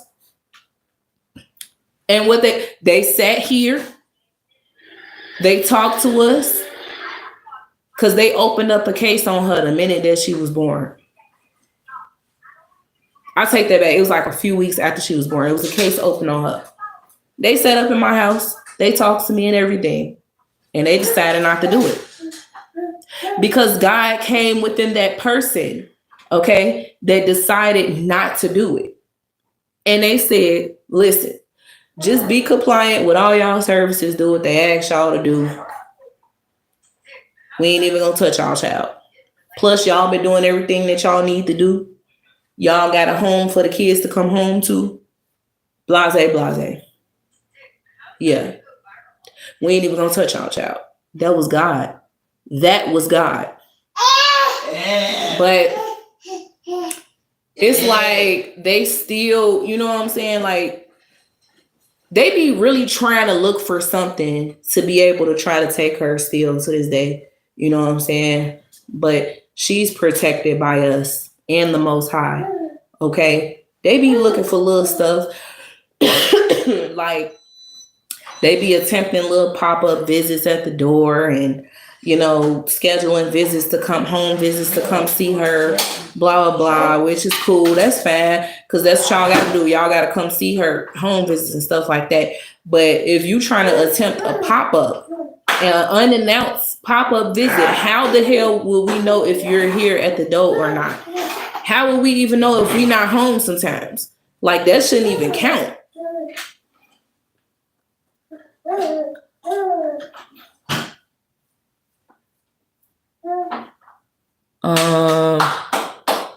Kara says, which is crazy, but girl, I know what you mean. I got black babies and be scared when they leave the house, and you have a right to be upset. Why they got to tell your business to these police? Exactly.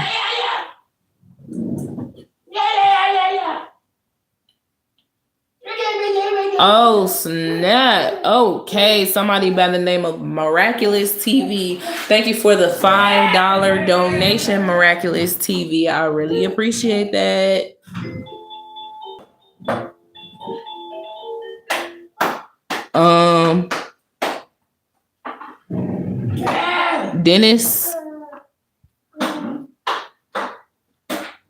Dennis Kaka, you know that person? No. I know you know somebody named Dennis. Yeah. So I'm just gonna say that. Blake just emailed me. What's up, Dennis? But yeah, you guys, I definitely thank everybody for being in the live stream. I thank people for, donating to the channel. That really means a lot. I do. That means a lot. That is so racist. You say I look like Dora the Explorer when she first tried watermelon. Something is seriously wrong with you, sir. Yeah, get them up out of here. Just racist. But anyway,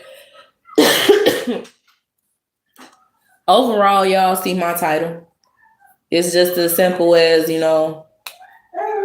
like I stated, they'll paint a picture of you. And that's all the proof that y'all need, that they painted a picture of me. Y'all, like, in the very beginning when we went to the trial about this case, when we was on trial, they had Exhibit A, Exhibit B, Exhibit C, falsifying documents, all type of shit, bro, saying that I was a monster. They painted a picture of me as a monster to my children. Seriously. If I'm such a monster, why is it that my kids still, if I'm such a monster, why is it that my kids still want to come home? Explain that.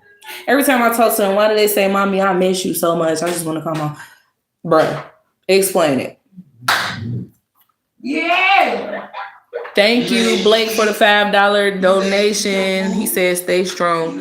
Appreciate you, Blake. Y'all, clap it up for Blake, y'all. Clap it up for Blake. Clap it up for Miraculous TV. We appreciate that. Smacking the mess up there. Okay. Hold on. What Xfinity say? Y'all thought they was about to turn off my internet service. I'm like, hold on now. I done already paid that bill now. Don't play with me.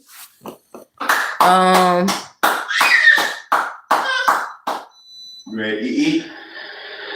Sherry says, enjoy your visit today. Nah, Sherry, we had a visit with my youngest son. We had a visit with my youngest son earlier this morning. And it was definitely something else. I'm gonna just say that. And it wasn't my son. You know what I'm saying? It's just sad though, because like y'all doing all this in front of my children, bro. It's sad. Hold on for a second, y'all. Don't go anywhere, guys. Hold on. Walk a little bit, right? That's what I'm like. Move around 2-3 hours on the seat, man. Chill and breathe. Look what that guy. He got food. Yeah, he can feed you. Ooh, you bad.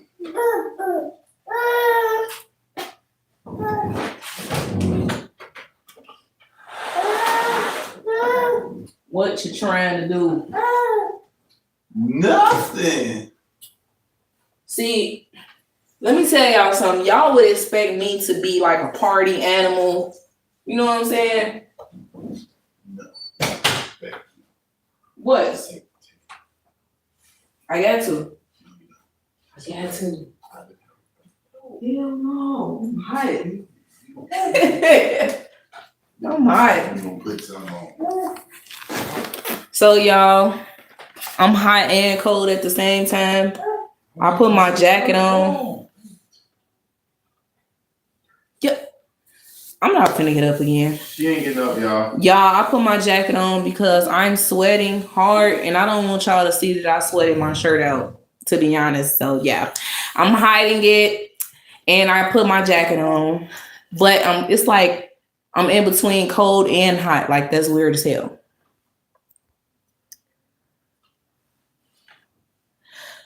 Kara says,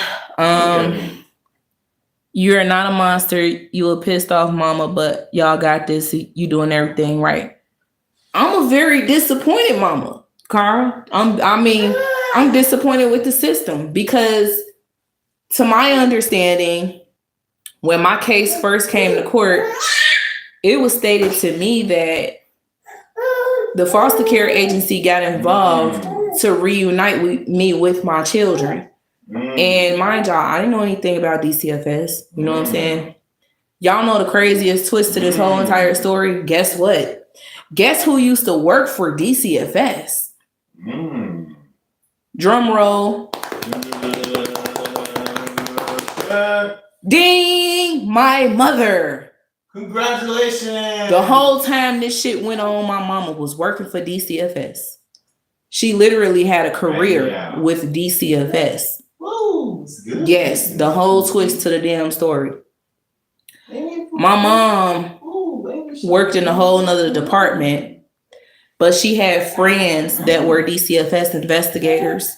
She's been working for these people for over 30 plus years. And she finally retired 4 years ago. Yeah. A lot of people be like, where was your mom? Why your mom? Y'all, trust me, it's a long backstory to this. Man, y'all, me and my husband have been through some stuff dealing with this, for real. That's what I'm gonna tell you. It's so good, Daddy. I want more. Dark Knight says, shall I donate from YouTube because YouTube takes 30%? I'm glad you mentioned that, Dark Knight, because honestly, YouTube does take 30% of what you guys donate, although I still appreciate the donations. I do prefer Cash App as well, guys. If you want to donate to Cash App, if you do, I'll put my Cash App in the chat if you want to. If not, you're more than welcome to donate to the channel. That's perfectly fine. But I do want to let y'all know that YouTube takes majority of the earnings. Like I stated, I'm actually not doing this for money, y'all. I'm doing this to get my story out here because it needs to be heard. And like Kara said, you know what I'm saying? Like, I could be a voice to other mothers. You know what I'm saying? My husband says this a lot. Other people that we know says this a lot. Man, I'm telling you. And like I said, we got a really good friend that's a police officer. And he says the same exact thing. So I am going to put, just in case you guys would like to donate to the Cash App, I'm about to put my Cash App in the live.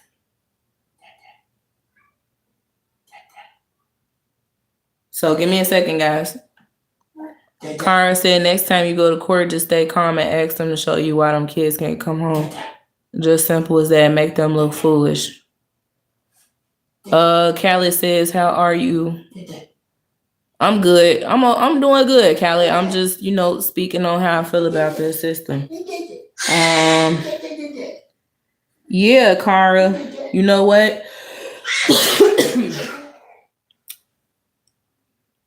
I'ma just be 100. Like,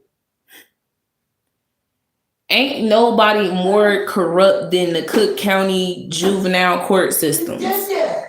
Ain't nobody more corrupt than Cook County. No, ain't nobody more corrupt than Cook County. I know it's other states out there, you know what I'm saying, that's corrupt as hell, but like when that lawyer told me when I went into his live stream and made that phone call, when he told me that for the past week he's been getting nothing but women from Chicago calling in to his show telling him what's been going on with a DCFS situation, he said he already knew the corruption ran deep within Chicago. The corruption ran deep from DCFS with Chicago, but it just proved his point. What is my... Damn, hold on 1 second, guys. Other than that, I don't know. It like I have to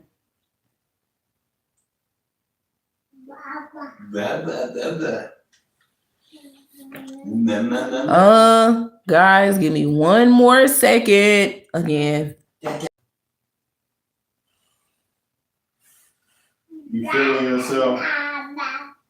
All right, guys, that is my Cash App. Pin it. Huh? Pin it. Like pin. How you do that? I think you click it.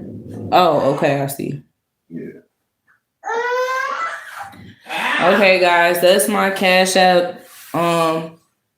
If you would like to donate to the Cash App, other than that, if you don't feel comfortable doing that, you're more than welcome to donate to the YouTube channel. You boo boo? You boo boo? That boo-boo coming out strong, ain't it? Yeah, that boo-boo coming out. You said, Kara says, when this is all said and done, I hope to see you out here advocating for others, and I wish there was something I could do for you. Best wishes to you, Mama. Appreciate your bravery. No, Kara ain't really. I mean, the only thing I ask is for you guys' support. You know what I'm saying? That's all I ask, for you guys to continue to support. And I'm not talking about with money. You know what I'm saying? Just subscribe to the channel, you know, so y'all can be updated anytime I make a new video. Also, you know what I'm saying? Other advice, which is anybody that they know with information that can help with. Right. You know what I mean? So yeah. So what also can help, guys, is, you know, resources. And I will see. I'm a very honest person, so I will let you know if we already use their resource or not. You know what I'm saying? I'm not even gonna be like, oh yeah, okay, that's cool. Nah, listen, resources help. You know what I'm saying? I mean, like, if you know somebody that knows somebody that knows somebody, you know what I'm saying, that could really, really look out for us. And like I mean, we already know ain't nothing free in this world. We know that. But I'm just saying, like, if you know somebody that knows somebody that knows somebody that can help us in this situation, because it's very difficult to look to these different organizations and stuff like that to get the story out there. It's really hard.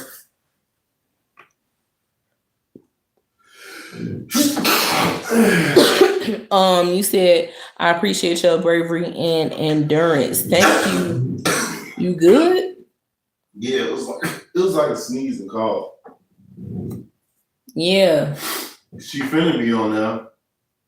I'm not on TikTok, Kara. I used to have a TikTok, but I deleted it a long time ago because I wasn't feeling it. And to me, it felt like it was very difficult. She turned her cup upside down. It was, why are you looking at me? Why are you telling on me, Mama? It was very difficult to get with TikTok and just to understand, like, I don't know, I feel like I was impatient at the time. And like, I'm like, dang, when am I gonna get some people that's following me, you know?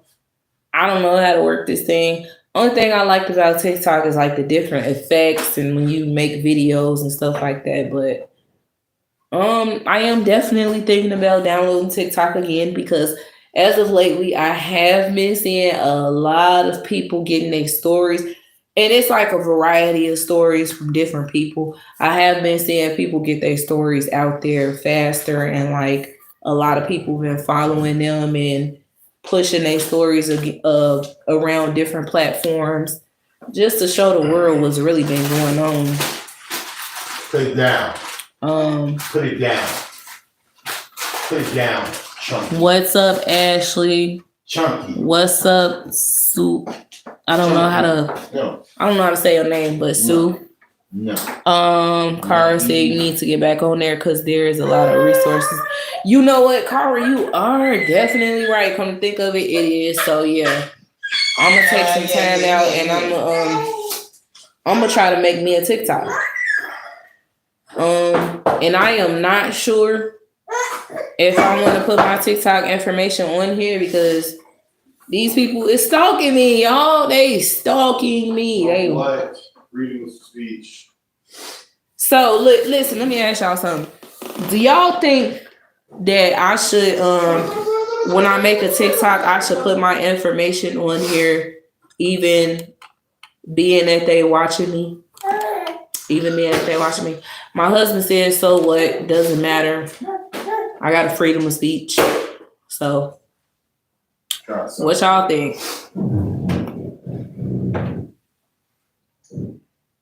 You say it's easy to go viral on there and get a solid following. Like, for real. Because it's this one guy. He close to 100K subscribers here on YouTube. But I'm not sure if y'all be seeing his videos. He called his YouTube name is called Messy Stories. And he grabs all of the messiest stories or different situations off of TikTok and post it on YouTube.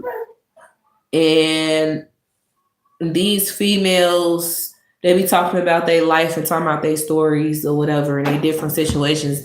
They've gained a big following just by doing that on TikTok. And I'm like, damn. I'm thinking, should I really do this? Like, what the hell going on? It sounds like they fighting. Or they just ghetto. One of them. Playing, they ain't look like fighting. That's a damn shame. Oh, somebody full. Yeah. So anyway, guys, you know, where do we go from here? You know? You do have a freedom of speech, I agree, but you just don't want to rub them the wrong way since they still do got the kids, but I'm not nobody, I don't know. Well, Kyra. It's true. It's true. I don't know how. See, let me tell you something. A lot of it's a lot of different people that say stuff like, oh, you know what I'm saying? You gotta watch what you say, and you know what I'm saying? You don't want to say this, you don't want to say that because you know you're gonna get the kids back, blah blah blah. Let me tell you something. Before I started talking about my situation on YouTube, I'm telling you, could you get Agent 7 out of here? Before I started talking about my situation on YouTube, and I done everything they asked me to do, they still made it hard for me to get my kids back. Still, you can get SMD out of here too. Yep. So it's not about what I'm saying. Let me tell you something that somebody told me. Somebody. I'm not going to say their name because I can't say their name, but it's a very powerful person. And they told me it's not about what you say. It's about they looking for you to record the foster parents or record your child. They looking for you to record any of your kids and put it on social media so they can use it against you. So it ain't about what you say. I say I know because I got a freedom of speech. So I mean, why would it be about what I say? But they still try to make it about what I say. They be trying to say like, oh, she's on YouTube talking about her case, blah, blah. But see, I'm not giving y'all the case number. I'm not giving out names. I'm not giving out the name of the agency, blah, blah. See, now that would be very different if I was to do something like that. But y'all don't know me personally from a can of paint. You know what I'm saying? No, girl, leave that alone. Y'all don't know me personally from a can of paint. Y'all don't even know my name, my real name. You know? Y'all don't know my date of birth. Well, I mean, I ain't never tell y'all my actual date of birth, but I told y'all my age, you know what I'm saying? But so at the end of the day, I'm not giving out real personal ass information. I'm not giving out my case number, nothing like that. So I'm just trying to understand, like, me personally, Cara, I just don't even feel like I'm rubbing them the wrong way. Anything that I do, Cara, I'm rubbing them the wrong way. Even when I'm doing right, it's rubbing them the wrong way because they want me to do wrong so bad. But it's like, if I do wrong, you use it against me. If I do right, you use it against me. So what exactly is there that you want me to do?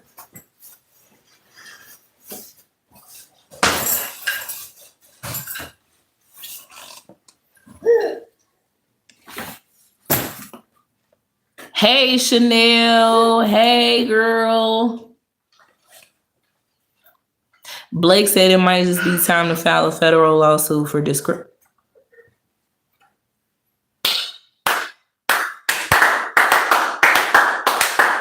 Blake is 100% correct. 100%. Blake is 100% correct. That's all I'm saying. That's all. Okay. Okay. Yeah. Could you give me some more juice? Blake is 100% correct, guys. Because everything that they're doing is corruption. I smell corruption, but anything that I say can and will be used against me and all that, you know what I'm saying, Cara? And another thing is, it's like, Cara, when I voice my opinion on how I feel about the system overall, you know what I'm saying, about DCFS and stuff like that, it's like, well, she's verbally aggressive. Like, I mean, let me tell y'all, I mean, I just can't wrap my head around this. When I do right by them. I was doing right by them for so long. I was doing everything they asked me to do. And still to this day, I am, for the sake of my children. But y'all still making it extremely hard for my kids to come home. And I don't understand it. And I feel like the only way that I could be heard is voicing myself through the platforms. Come on, y'all, think about it. Look at how Jaguar Wright, and see, now everybody just want to hop on the bandwagon. Oh, Jaguar Wright. Yeah, well, Jaguar. I've been listening to this lady. I've been listening to Jaguar Wright for a long time. And she's been talking about the industry for a very long time. But people just now realizing it. They just now realizing her. Some people still disrespect her. Some people have respect for her whatsoever. But at the end of the day, now that she's a very strong voice, you know what I'm saying, and speaking out about the industry, some people feel like she's a hater. She just mad because she didn't make it through. Like all of that, you know, at the end of the day, people are going to paint a picture of you on how they feel about you personally. You know what I'm saying? Like these people that got my kids, they're working with their emotions, guys. They working with their emotions. They have a personal vendetta against me and my husband specifically because, let's be honest, the real reason is because obviously they're demons, okay? They demons. We've done nothing wrong to them other than report them as we rightfully should. You know what I'm saying? Because when you're doing wrong to us and you're doing wrong to our children, and we know that so-called we got rights as biological parents, so-called, and we know the proper procedures to go through to be able to report them, it's like they use that against us. They use that against us, and we just these horrible people. They just paint a picture of us. See, let me tell y'all something. When you got a real good heart, just think about your own situation.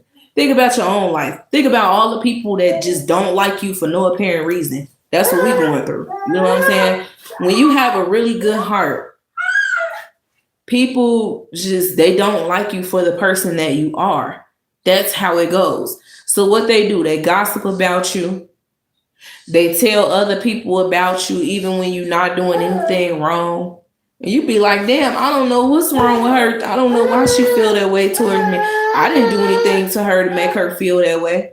You know, she's just a hater. You got people hating on you. You know, y'all know how it feels when a person is hating on you. You know how it feels. You know, that's similar to what we going through. The only little small difference is they have our children. So they're dangling our kids over our head for any little thing. But like I said, before I started making videos, I was doing everything that they asked me to do. I wasn't making no videos. I wasn't talking about my situation. None of that. And they still kept playing with my kids, still kept lying on me, still kept making up more stuff, just keeping my kids in the system, not even acknowledging all the things that I was doing correctly, all the certificates I've had. Like, they don't care. They just want to keep my kids overall.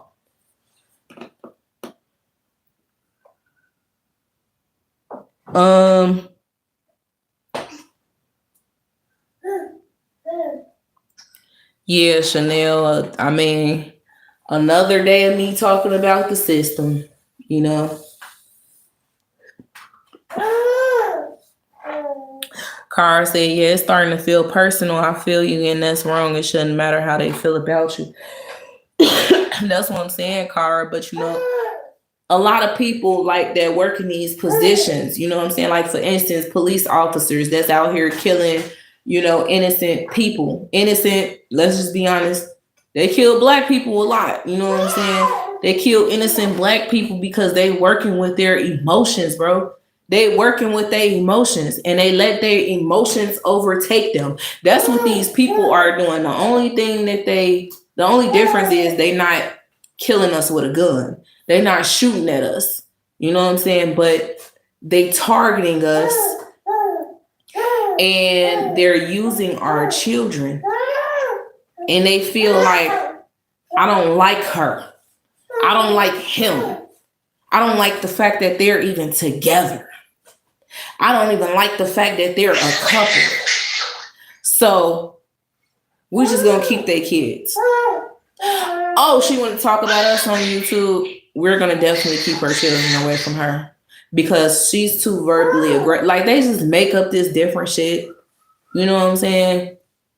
And me talking about my situation on YouTube should not play a part in my children returning back home. That shouldn't even have nothing to do with my kids coming home. And they don't have nothing to do with me voicing anything about the system.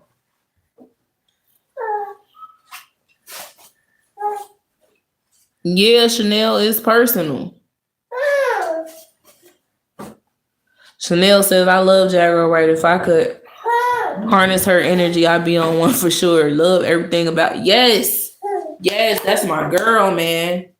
You know what I'm saying? And she be saying, see, Jaguar Wright be saying names, y'all. She don't be playing. She saying names and everything.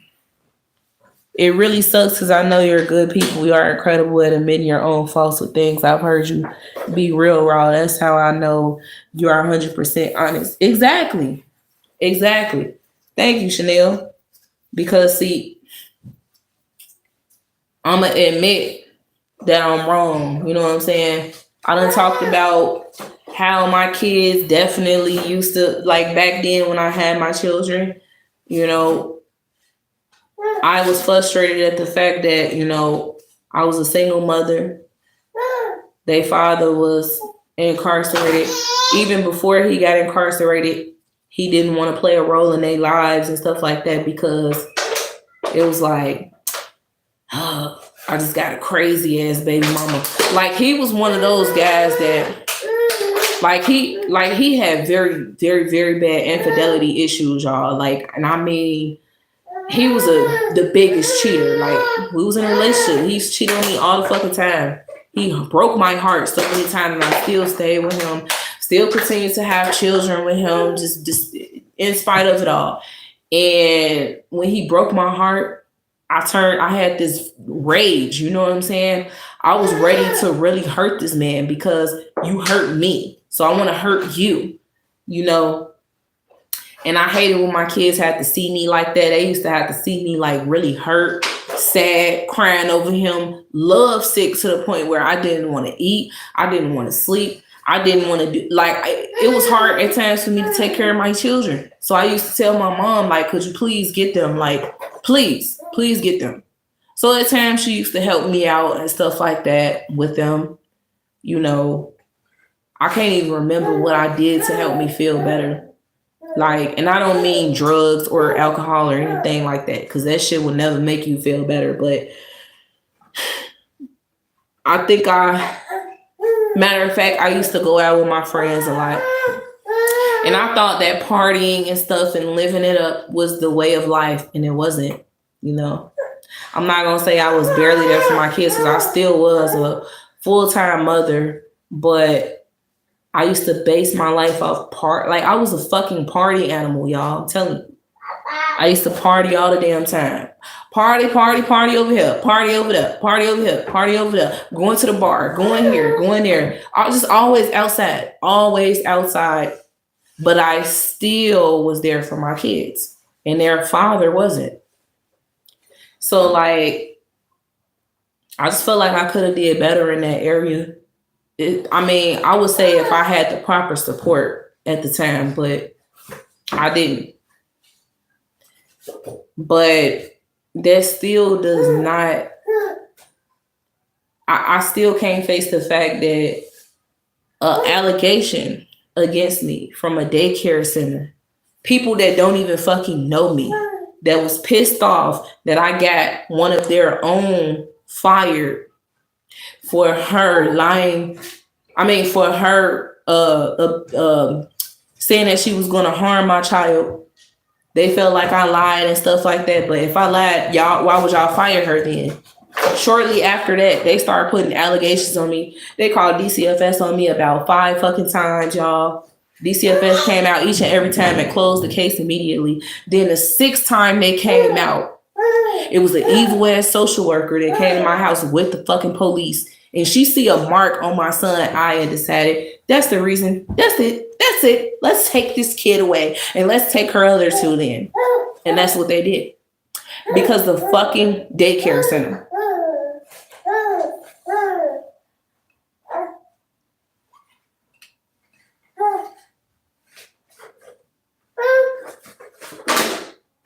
Yeah.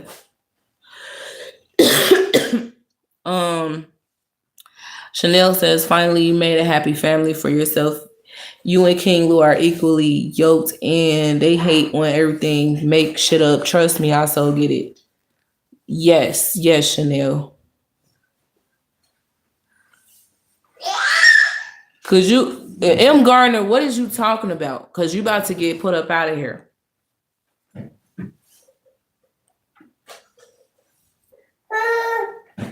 Lucas, you can get up out of here too.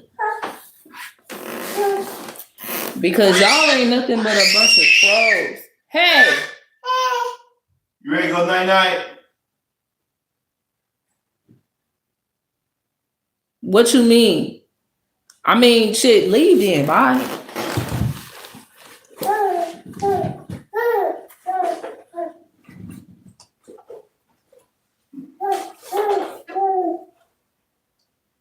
Turn the air on, baby. It's hot as hell. Yeah.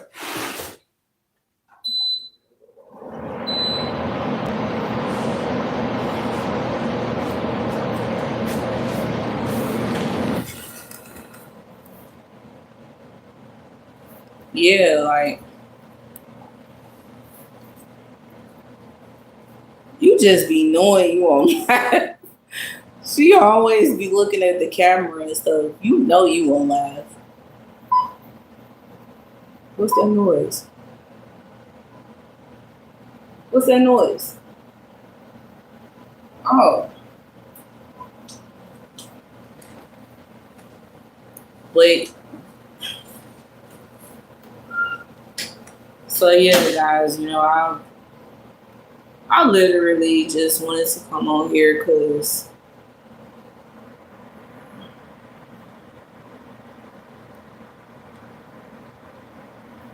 okay, I'm gonna get you out of here. It's a lot of trolls starting to come in here very late, guys. They telling me that I need to stop having kids. I'm a trifling mother, blah, blah, blah. How? Huh? Oh yeah, it's probably them, y'all. It's definitely probably these people from the system, all on my channel saying stupid stuff. You know what I'm saying? They very childish too. Tell them, say they childish. Yep. Yeah. You know you won't laugh, girl. Cause I'm just it's just real funny, right? I'm a where is that child's father? Y'all see what I'm talking about? Where is that child's father? You mean my husband? He's actually in the same room as me right now. Damn. That's crazy. Exactly. King Lou, right there. He's the mod. That's the child's father. So don't do that. See, y'all very, like, don't be saying ignorant stuff. Don't say stuff.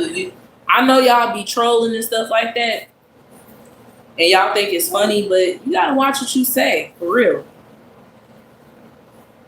I know y'all don't really care either, but I mean, come on now. Where's all these trolls coming from? Like, they really coming in here late as ever. Here.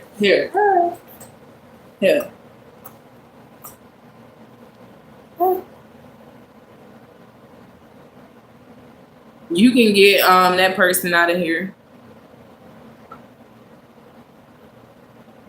Which one? Mossy.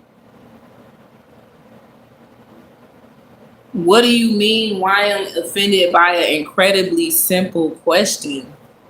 I gave you the answer to your question, ma'am or sir, whatever you are.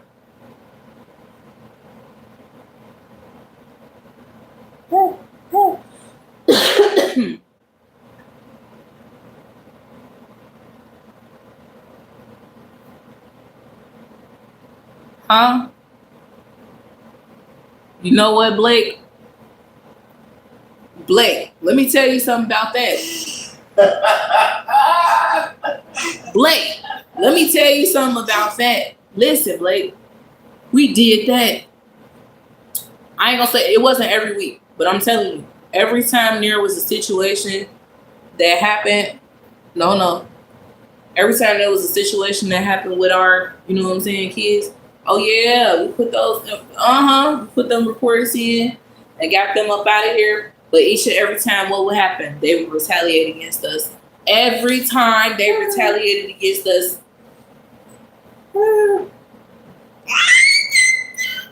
you could get DB up out of here because I'm not gonna go back and forth with you. Come on now. You said, Danny, this is about you. They steady watching me say I'm nasty and always reaching. What you mean?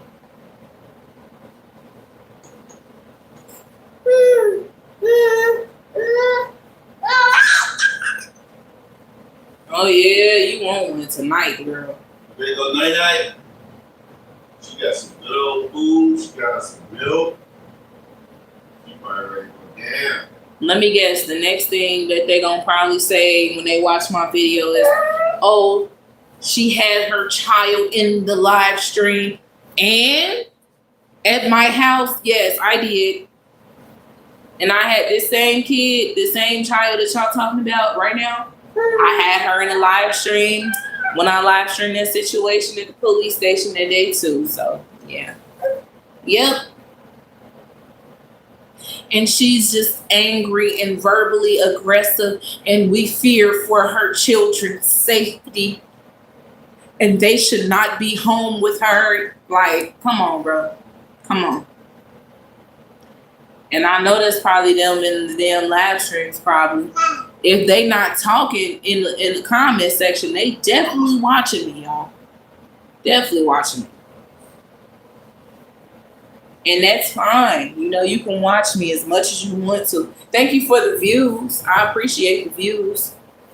Because you helping me. You doing me a favor. Really big favor.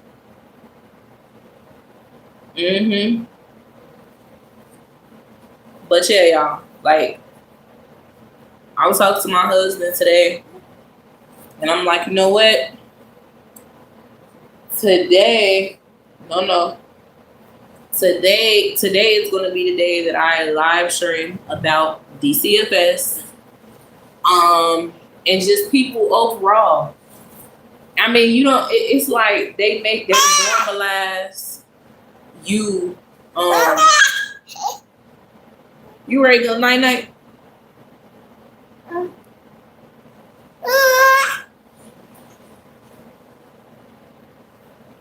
They normalize you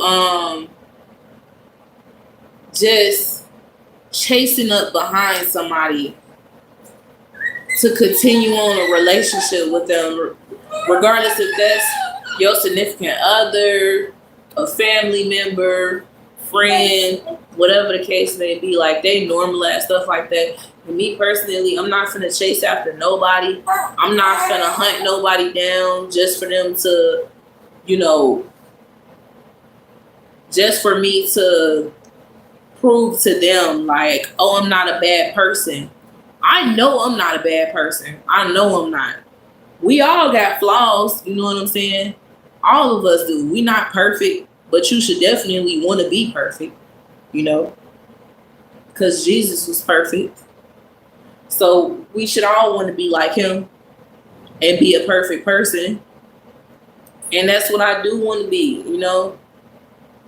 I got flaws, but my flaws is not an abusive mother. My flaws is not a evil, neglectful mother. My flaws is not that I'm going to harm my children with my verbally aggressive voice or my physically aggressive self. You know what I mean? So like, I'm not going to harm my kids.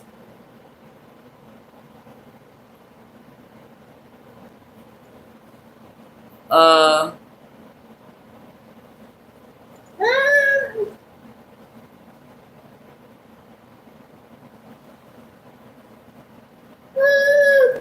Nasty Reach Gal, where are you from?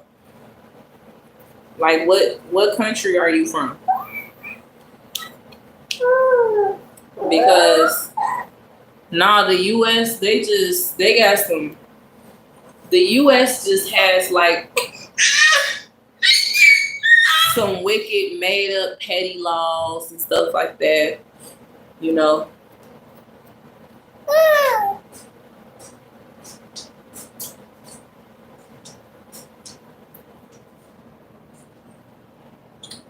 Oh, you in the UK? Okay.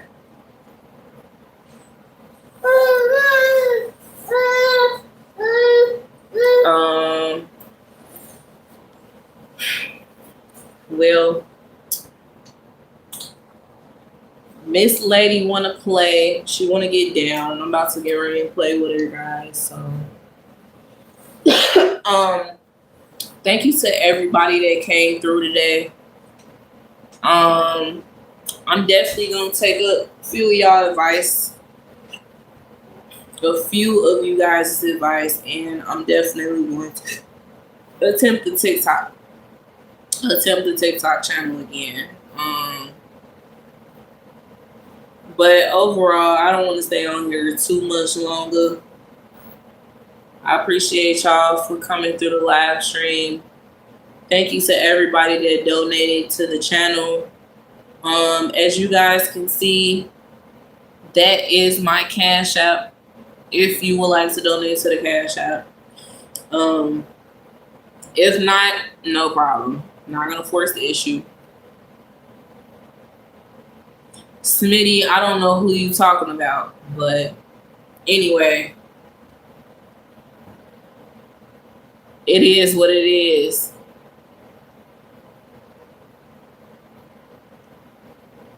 And I'm not gonna say anything else to these trolls other than bye, get the going.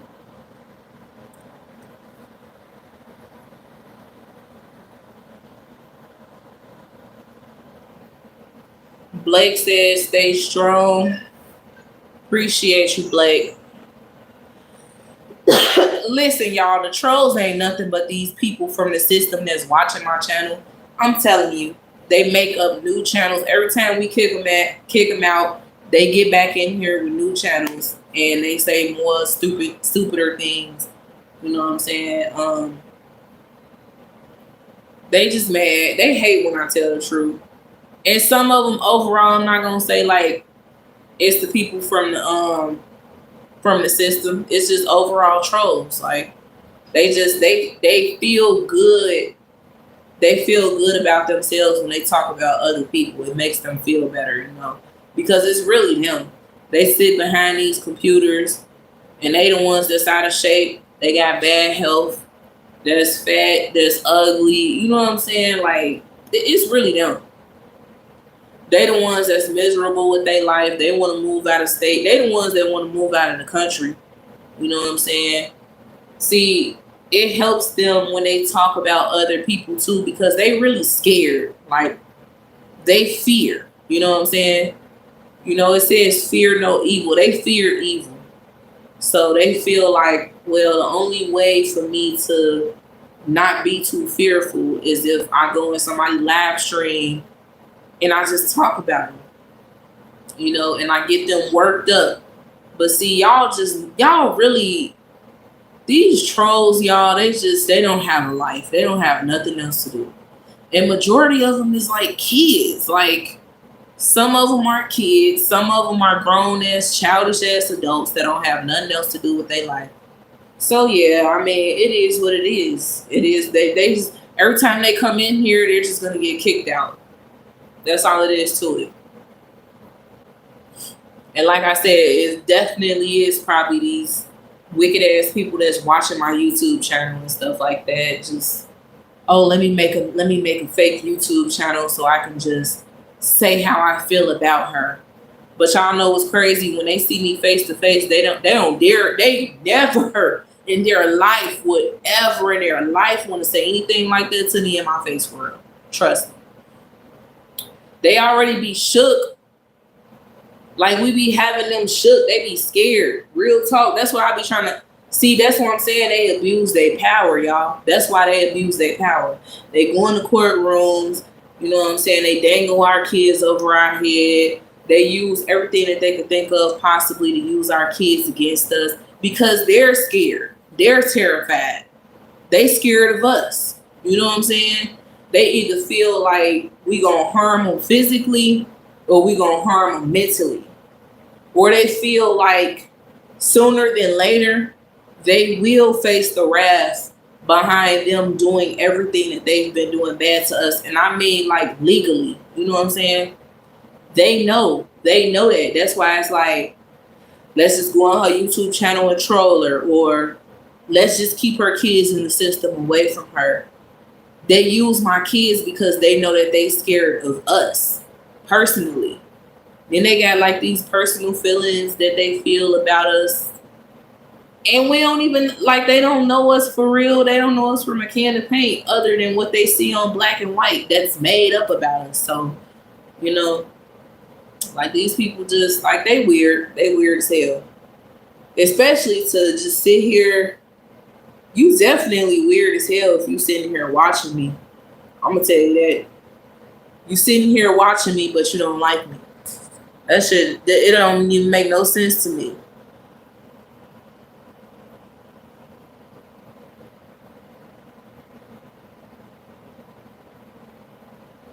And the person is back in the same. See, they keep coming up in here with different pages, you know? And like I said, you just gonna keep getting blocked. Keep getting blocked.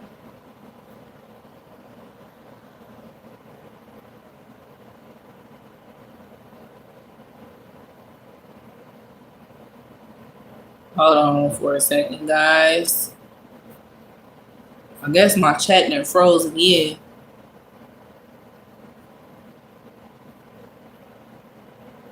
So yeah, every time you come in here, BD, BB, BP, whatever the hell your name is, gasoline, whatever, Mia, whoever, it doesn't matter. If you make another fake account, you're gonna get blocked again.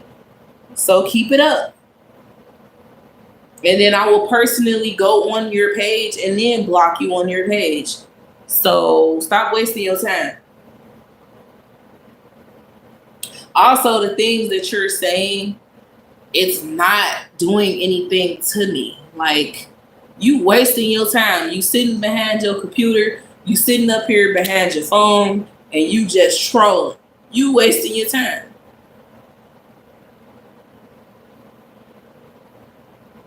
You wasting your time, seriously.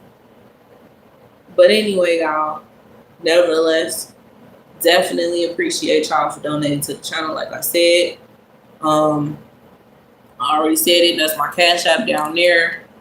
Make sure y'all stay tuned for the next live stream. Like I said, my new thing is I'm not even gonna tell y'all when I'm gonna go live again. I'm gonna just have to go live until I can actually establish a time and days for certain. That's when I will tell y'all for sure. But other than that, just stay tuned for my next live stream.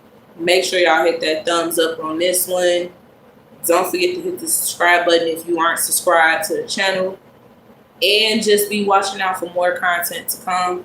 I appreciate everybody. Love everyone. Y'all stay safe out there in this demonic, evil, dark world that we're living in. Keep your kids safe. Keep your kids, keep your nieces and nephews safe. Your grandchildren. It doesn't matter. Your cousins. Keep them safe at all costs. Away from these wicked, evil, satanic, demonic people, okay? Because they are out to get the kids. They're like vampires. They want our children, okay? Yeah, so make sure y'all keep y'all kids safe away from these vultures. Okay, I'm out, y'all.